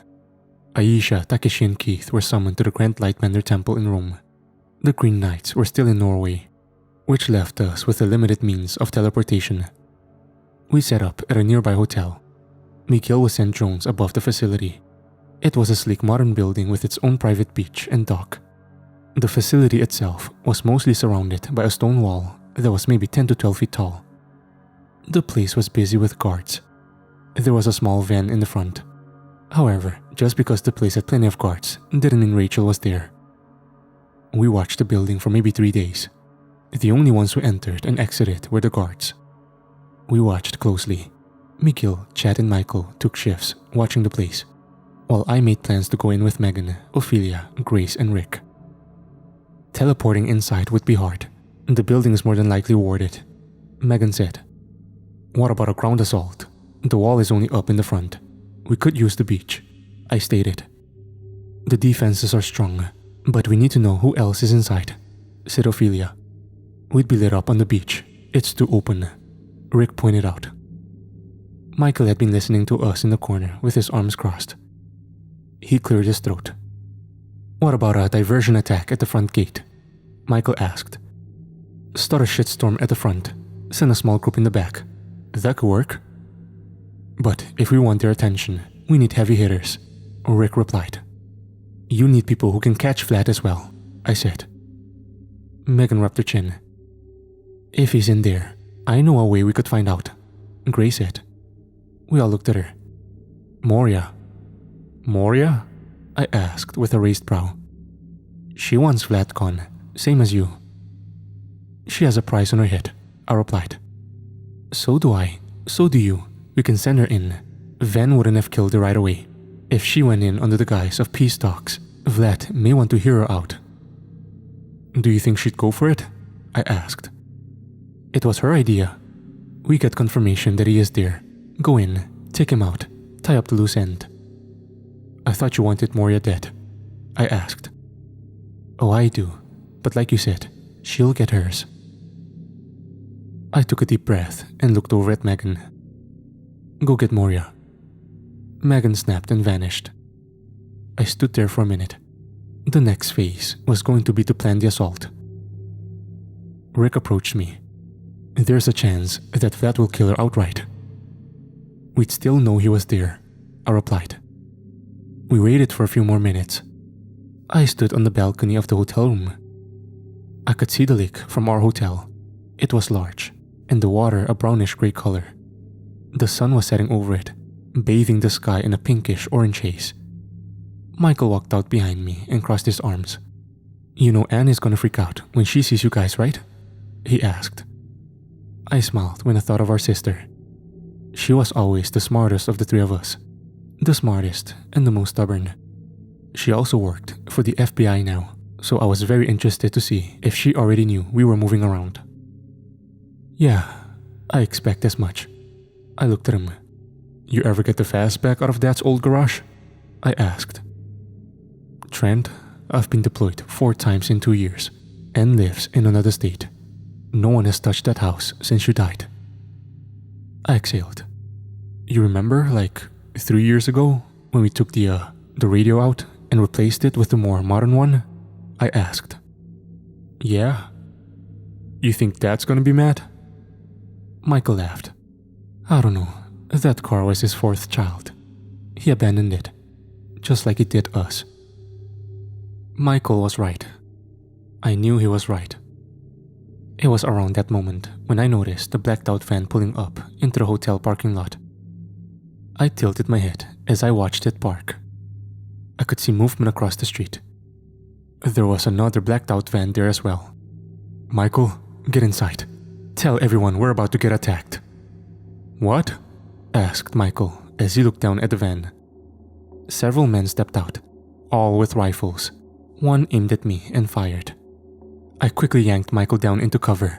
The bullets missed, but shattered the window behind me. I gritted my teeth. My suit was in sight. I had my pistol though, and it was loaded with silver bullets. Ophelia came bolting out with a rifle in her own hands. "What the hell is going on?" Ophelia demanded. I shrugged as I pulled Michael back into the hotel while Ophelia stood up and opened fire with her M4. I could see Chad at the hotel room doorway. He was firing his pistol out into the hallway. Grace was in cover behind him. I could see Rick loading his rifle while Miguel looked at the tablet on his wrist. I could see that he had hacked into the security cameras. That was when I realized this wasn't just an attack. It was a full-scale assault. There were men on every level. I very quickly got into my suit. It activated with a whirring sound. I pulled my sword and it ignited. As I did so, Vlad's voice came over the intercom. "We need to get out of this room," I said, my HUD displaying the system's security footage. There were maybe 20 men or vampires. I wasn't sure which. Not yet. Most of them were on our floor and in the hallways. I walked out of the room. Chad had already gone down a few of them, but there were still bullets dinging off of my armor. I could see 2 shooters at the end of the hall. I stormed up to them. They didn't stop firing till I got there, my HUD checking their vitals. These 2 were mercenaries. They were human. I cut the first in half, then drop-kicked the second. He went sailing, shattering a window at the end of the hallway. I walked forward, coming to a corner where 3 more shooters had their rifles aimed. Of the 3, my HUD read that one was a vampire. The human ones ran. The vampire charged, firing bullet after bullet from his rifle until he was mere inches away from my suit. I grabbed the barrel of his rifle and yanked it from his hand before shoving my sword into his brain. The 2 human mercenaries were suddenly shot in the back by someone behind me. That was when the fire alarms all went off. The sprinklers dumped sheets of water onto the crimson carpets. I could hear gunfire from the hallway behind us. Chad and Grace were on the move. Ophelia, Rick, Michael, and Miguel were behind me. We made our way to the stairs, encountering minimal resistance as we did so. Ophelia was first into the stairwell. I watched our rear. The sprinklers were raining in the stairs as well. She was followed by Michael, then Miguel, then Rick. I was about to follow when my eyes caught something moving down the hallway to my right. I turned just as Van whacked me in the side of the head with what looked like a crowbar. It hurt, but my armor held. I took a step back to reorient myself, but Van had vanished. That was when I heard the explosion coming from the stairwell. The building shook. I could hear screams. Then more gunfire. I turned toward the door. Then another blow to the head. Then another to the leg. Again it hurt, but the armor held. My HUD tried to scan the area, but my assailant was moving too fast and the sprinkler system was causing interference. I stopped and closed my eyes, listening to the cacophony sounds around me. I could hear the gunfire down the hall, the sprinklers raining down on the carpet. That was where I located it. The movement on the wet carpet. My hand shot out, the crowbar stopping dead in its tracks in my palm. I could see the look in Van's eyes as I lopped his arm off. I tried to take his hit with it, but he ducked and darted away. I started to give chase. The building shook violently again. Another explosion in the stairwell. Then came the call. "Trent, a bomb just went off on the stairs. We're all okay, but they took your brother." My HUD started flipping through the different security cameras until I finally found it. Michael was being forced into a van in the northernmost of the parking lots. I gritted my teeth as I was on the south side of the building. I turned around and made a full sprint down the hallway. I didn't slow down as I passed Chad and Grace, who had just finished gunning down the other assailants on our floor. I ran toward the window at the end of the hall and lowered my shoulder, shattering it as I was sent into free fall. I fell 6 or 7 floors before I hit the pavement hard. I actually landed on my feet this time. I could see a blacked out van ahead of me. It was already flying out of the parking lot. I took off in a full sprint. The van had 40 yards on me, but I made up the ground fast, leaping onto the back of the vehicle. I grabbed one of the handles on the back door and yanked the door off. As soon as I did this, someone shot my suit. It was another mercenary. I grabbed him by his throat and yanked him out of the back before tossing him onto the road behind me. We were now on the main road. I could feel the van accelerating. I was inside the back of the van now. Only Michael wasn't there. I could see through the windshield that the other blacked out van was speeding ahead of me. The driver of the van I was in noticed me. He raised his pistol and fired twice. I shoved my blade through his back before kicking his body out through the driver window. I had commandeered the van now, following the black van ahead of me move for move as we drove closer and closer to Vlad's safe house. We were there in less than a minute. I could see the gate ahead of me as the men on the walls opened fire. The other van made it, but my engine was shot to bits as my car came to a stop. I cloaked my suit and stepped out of the back. They kept firing onto the van until it went up in a large fireball. I wasn't in it any longer. I walked straight up to the gate. I could see Van commanding two men as they pulled a kicking and screaming Michael from the car. Rachel held the front door open as they pulled him inside. The guards at the gate were cautiously approaching the burning vehicle behind me. Trent, Megan just arrived with Moria. What do you want to do? Ophelia's voice asked on comms. I vaulted over the gate. I was still cloaked. I walked cautiously to the front door, managing to fall in right after the last guard. Vlad was sitting on the couch watching the news. The report was playing a segment about Hopper, California. It was the Random Onion again. Gideon's security forces stood alongside the National Guard today as an attack on Tippis Brewery left the city in chaos. Here is our field correspondent, Reese McAllen, with Hopper Police Chief Bob Stewart. The host, Adam, said. It cut to a tall, dark-headed reporter who stood next to a heavier-set African-American police officer. So, Chief Stewart, can you tell us what exactly happened at the brewery? The police officer looked tired. I couldn't blame him though.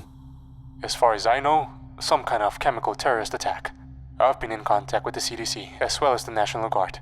We've done a good job at quelling the infection. And what about the riots? The police chief waved his hand. Those were unusual. I'm not at liberty to talk about motivations and stuff like that yet, because we don't really know. But without GSF and the National Guard, we've had our hands full. I can't thank them enough with how fast their response was. Yeah, that's because they knew it was coming. I grumbled to myself. Vlad chuckled as he watched the TV. I wondered why they weren't reporting on the hostage situation that Van had caused at the diner. But then I remembered the connections of the people we were dealing with. How long until we can get it back open? He asked. The only contaminated room was the break room. Those employees were all replaceable. Say what you want about humans. They're good cannon fodder. Van replied. How long? Asked Vlad.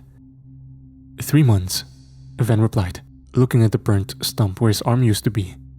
Vlad seemingly noticed it, then looked down at Michael, who had been thrown down onto the love seat near him. Your brother do that? Wait, don't answer. Knowing your family, you just say something along the lines of, fuck you anyway. Fuck you, Michael barked. Vlad smirked as his eyes went up to Van. Go get yourself cleaned up. If you want that hand to grow back, you need to cut off below the stump. Stefan can help you.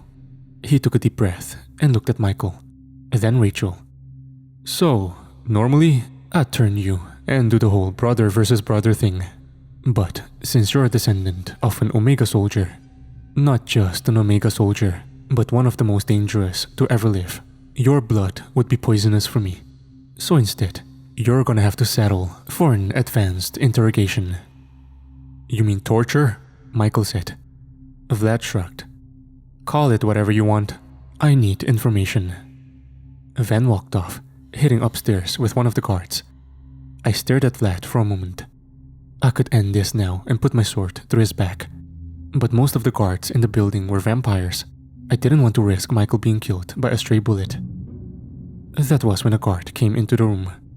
Vlad, your daughter is here. Vlad arched an eyebrow as he looked at Michael. You kept Moria alive? That was stupid. Michael laughed. Vlad suddenly lunged out and grabbed him by his throat. You think you can use her as a bargaining chip? I instinctively stepped forward, but this was folly. I could hear the voices in my comm device. Rick was with Miguel in the back, Megan, Ophelia, Grace and Chat were in the front with Moria at the gate.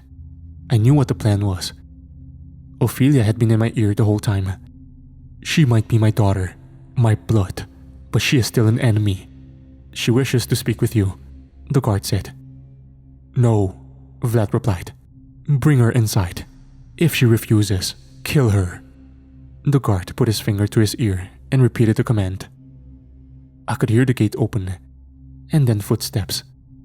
Vlad dropped Michael to the floor. The doorway behind me opened, and Moria stepped through. Of all the people the ISDD could send me, they chose you. Hello, Daddy, Moria said. Have you come to plead for this one's life? Moria looked at Michael, and then looked up at Vlad, her expression blank. I don't plead for humans, but if you keep killing Graysons, one is eventually going to kill you back. Vlad scoffed. That damn family has caused me nothing but trouble. Marcus didn't. Grayson didn't. If not for Marcus, we would still be doing Lilith's bidding. If not for his grandson, all of your kids would have died young. Vlad thought about this for a moment. And where are my kids now? Darius is dead. Anna is dead by your hand. Moria sneered. Anna betrayed me. She betrayed our species when she copulated with a human. Huh, you don't get to talk about betrayal, daughter. You've done your fair share. I did what I had to do to survive, for our species to survive. At the time, I thought Grace would be the end of us. I thought the human side of her wouldn't be able to control the urge to feed. But after hearing about Chad... Grace, Anna's half-human daughter. Is that what you would have our species turn into? No more killing, only feeding to heal. Grace isn't an abomination. She's the future of our species. Vlad bellowed. So you killed your sister for nothing. I made a mistake in my grief. Is that why you've been pleading for peace with the humans? Moria thought for a moment. There were footsteps coming down the stairs. I could see Van standing there, glaring at Moria, a pistol gripped tightly in one hand. Vlad looked at him, then looked at Moria. Van, let's not do anything rash. Yet. I could see Rachel in the corner. Her face seemed so pale and emotionless, but her eyes screamed for help. Her agency was not her own. A few moments later, there was a loud explosion at the front gate. Gunfire erupted. Van roared as he raised the pistol at Moria and fired. I stepped in front of the bullet. It deflected off my armor. I decloaked and fired my pistol back at Van, who took cover near the stairs. I could see Vlad grab Michael by the back of his neck and pull him to his feet. Vlad put a dagger to Michael's throat and started to back off. The guards around me lit my suit up with their rifles. I shot several down as I followed Vlad through the house. Rachel had followed Vlad. Moria had taken cover near the couch. I made it out the back door, where Vlad had pulled Michael out onto the beach. I could hear the fighting out in front of the compound. I kept my pistol aimed at Vlad. Rachel had her weapon on me. Vlad grinned as he tightened his grip on my brother. I knew you were somewhere around here, but to get inside my house, that was impressive. Now take off your helmet. I stared at him for a second. Take off your helmet. I pulled my helmet off and tossed it into the sand. Vlad looked at me for a second. Rachel, shoot him in the face. Something suddenly hit Rachel in the throat with a thunk. My eyes shot to her. It was a tranq dart. Rachel fell to the ground. Vlad twisted around to see Rick standing there with a rifle raised. Mikhail was on a boat on the lake with a rifle aimed in our direction. Vlad laughed. Well. It looks like we've got everyone here. It's a shame Jean couldn't join us. Or Marcus. Fuck you, Michael growled. Vlad rolled his eyes at this. You can't escape Vlad, I said. Tell that to him, Vlad sneered. It was then I heard the footsteps coming at me from the sand. I ducked and spun, barely dodging a crowbar that was meant for my head before shoving my blade into Van's guts. Van's eyes widened as I yanked it out. I could see he had claw marks all over his face, from a scuffle with Moria no doubt. Van held his stomach as he fell to the ground. The blow wasn't fatal, but a silver bullet from my pistol would be. I aimed the pistol at his head. "Let Michael go," I commanded. Vlad sneered. He eyed Rick, then me, almost like he was calculating his next move. He smiled softly, then spun around with an almost blinding speed and launched my brother into me. We went tumbling across the sand. Miguel opened fire, as did Rick. I got to my feet, Van standing up in front of me. Van hissed. I raised my pistol and fired. Van dodged the first round and came at me hard and fast. The problem though was that it was easy to anticipate. I sent a well-timed swing that lopped Van's head from his shoulder.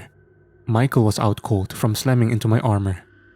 I looked at Vlad, who had his sword raised and burning with crimson flames. My father was on the ground next to him, holding a stab wound in his stomach. Vlad looked at his dead grandson, and then my father. He opened his mouth to speak, but I raised my pistol and fired. He caught the silver bullet between his index finger and thumb, then smiled at me. It was dusk now. The sun was almost done setting over the lake behind us. I growled as I fired several more rounds, walking forward with my sword ready as I did so. Vlad dodged each bullet, then blocked my sword with his own blade. He smiled at me. "Yes, use all of that Grayson rage, that family wrath that sent Lilith to the depths." I hit-butted him hard. This caused him to stagger back a few steps. He regained his composure and tried to take my head off. I blocked the first blow with my own weapon. The flesh above and below my left eye suddenly stung. I could feel the blood trickling down my face. Vlad was a few steps away from me now, wiping my blood from one of his clawed hands. He smiled at me. "Now you really look like Marcus's son," he growled. I wasn't sure why, but this made my blood boil. I'd never met this Marcus, nor did I care about whomever he was. As far as I knew, the man was dead. I looked down at my father, who had crawled to Michael, leaving a trail of blood behind him. My blood boiled even hotter. It was like a surge of energy took over my veins. I roared as I charged forward. Vlad was taken by surprise by the tenacity of my attacks. It seemed like I'd suddenly gotten faster. Vlad blocked several of my blows, but I managed to nick his cheek first. Vlad tried to press forward and go on the offensive, but I just wouldn't stop. He thrust at me, perhaps out of panic and forgetting that my chest had been armored, but the point of his blade glanced off my chest plate, sending the blade into my armpit. I grabbed his sword hand by his wrist and yanked him closer to me, my blade entering Vlad's chest with a squelch. Vlad's eyes went wide. We stared at each other for a moment. I yanked the blade out. Vlad fell to the ground and stared up at the sky. I could hear movement behind me. "Rachel?" Chad called out as he ran to her. Rachel was on the ground, her body limp. Vlad was trying to breathe. I could tell he was trying hard to breathe. His eyes were on me as he tried to speak. I squatted down next to him. "Grace?" Chad called out. His raspy breaths turned into a sudden wheezy laugh as he pulled the detonator from his jacket. My eyes went wide. "I'm taking you fuckers with me," he said as he flipped the switch and went limp. "Oh shit!" I heard Chad shout. I turned to see Chad shoot up to his feet. He'd opened Rachel's jacket, revealing a bunch of warding symbols drawn on a suicide vest. My eyes went wide as I sprinted towards Chad. The explosives went off, but the explosion was seemingly blocked by an invisible force, sending up sand and debris in the opposite direction. Chad fell to his ass. I could see Megan standing there with her hands raised. Grace helped a bloodied Moria out. There was dust everywhere. I could hear Chad sobbing. I found Rick, barely clinging to life. Michael was still out. I knelt down next to Rick. He'd been partially disemboweled. "Trent, I think I'm dying." "No, you're not. We can help you." I waved Megan over. She slid down next to him and went to work with her magic. Rick grunted as he grabbed me by my neck plate and brought me close. "Don't abandon them." he said, right before he lost consciousness. "Shit," I barked as I turned to Megan. "Help him." Megan stammered. "His wounds are... He was stabbed with a hellfire sword. I could hear my father's heart stop beating. I stood up and stumbled backward a few steps, my eyes shooting over to Chad, who was on his knees staring down at the bits that were left of Rachel, which was practically just a red-stained crater in the sand. Then my eyes caught Grace as she tried to comfort him. I could see Moria sitting on one of the steps on the back porch of the house. She had her son's head in her hands. She also had tears in her eyes. I looked back down at my father. The horseman was suddenly squatting next to him. Abe looked up at me and exhaled. "Can you bring him back?" I asked. "Not with those wounds. The Omega Serum can't heal hellfire, but I can ensure his soul gets into heaven." My heart jumped into my throat. I wanted to sit down. I just got him back," I said. "I know," Horseman said as he stood and placed a hand on my shoulder. "And I'm sorry."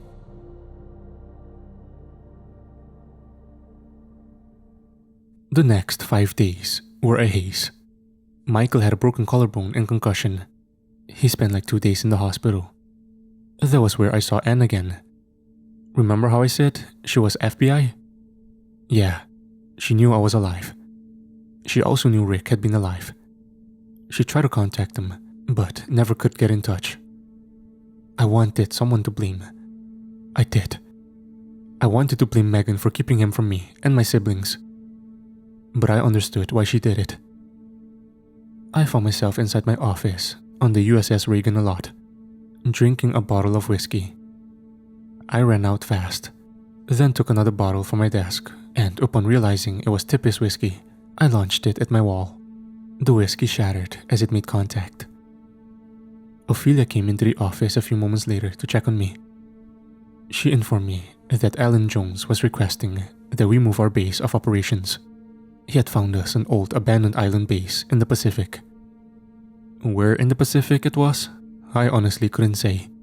But he wanted me to separate us from any military assets that could be suddenly taken away from us if his higher-ups found out the CIA was secretly funding us.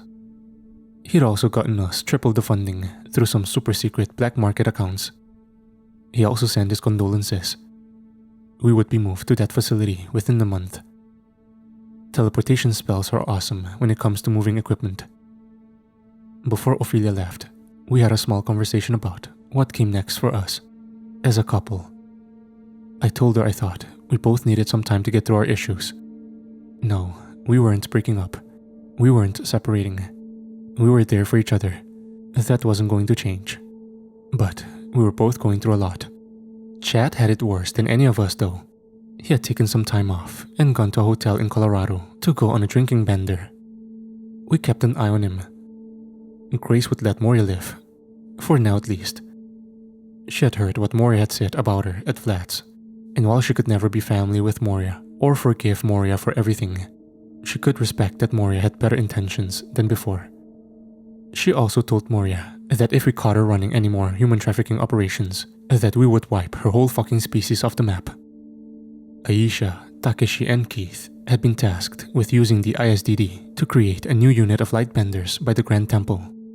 They also would explain that the Order needed to evolve away from its archaic mission, as based on what had happened with the Atlanteans in Norway, not all the gods were bad. This brings me to the ISDD's newest additions. Thomas would go on to become our attaché to the Atlantean government. The Atlantean Council would also give us funding and new technology that Miguel would have a field day playing with, even going as far as to create his own variant of the Wasp vehicle, which he dubbed the Hornet. It sounded cliché to me, but I let it slide. All in all, it was a good thing that we had moved to another base. The Reagan was big, but it wasn't big enough to hold what our organization was quickly becoming. We were growing at an exponential rate. It was just after we had moved that I found myself sitting in my new office, looking down at my computer as I sifted through file after file. I'd been trying to do research on the prison break that freed Raiden, and as it turned out, Jamie King. That was when Megan came to my office door with a tablet in her hands. "You're going to want to see this," she said. I took the tablet and looked down at it. On it was a video of the monolith in the Cheyenne Mountain complex. It was dated for yesterday. The monolith suddenly activated. The two soldiers standing guard aimed their rifles. A man came limping through. A man in a cowboy hat and a tan duster coat. The soldiers yelled at him as he put his hands up. "Get on the ground," they commanded. She's coming. You have to run. She's..." A red beam of energy came out of the portal and sliced one of the soldiers in two. My eyes widened at this. The cowboy took off, running past the other guard as he opened fire. A woman emerged from the portal. A woman with raven black hair and 4 slimy tendrils coming from her back. She had a wicked grin across her face as the other soldier emptied his magazine into her. One of the tendrils shot out into his neck. His body went limp. Her eyes scanned the area. "Ken Sullivan, your soul belongs to me," she bellowed. I looked up at Megan, who had a grim expression. "That's him? You're Ken?" I asked. She nodded. "And that woman with the tentacles, that's Lilith?" I asked. She nodded again. I grunted under my breath. Then, I got to my feet. "All right then. Get the team. Let's go."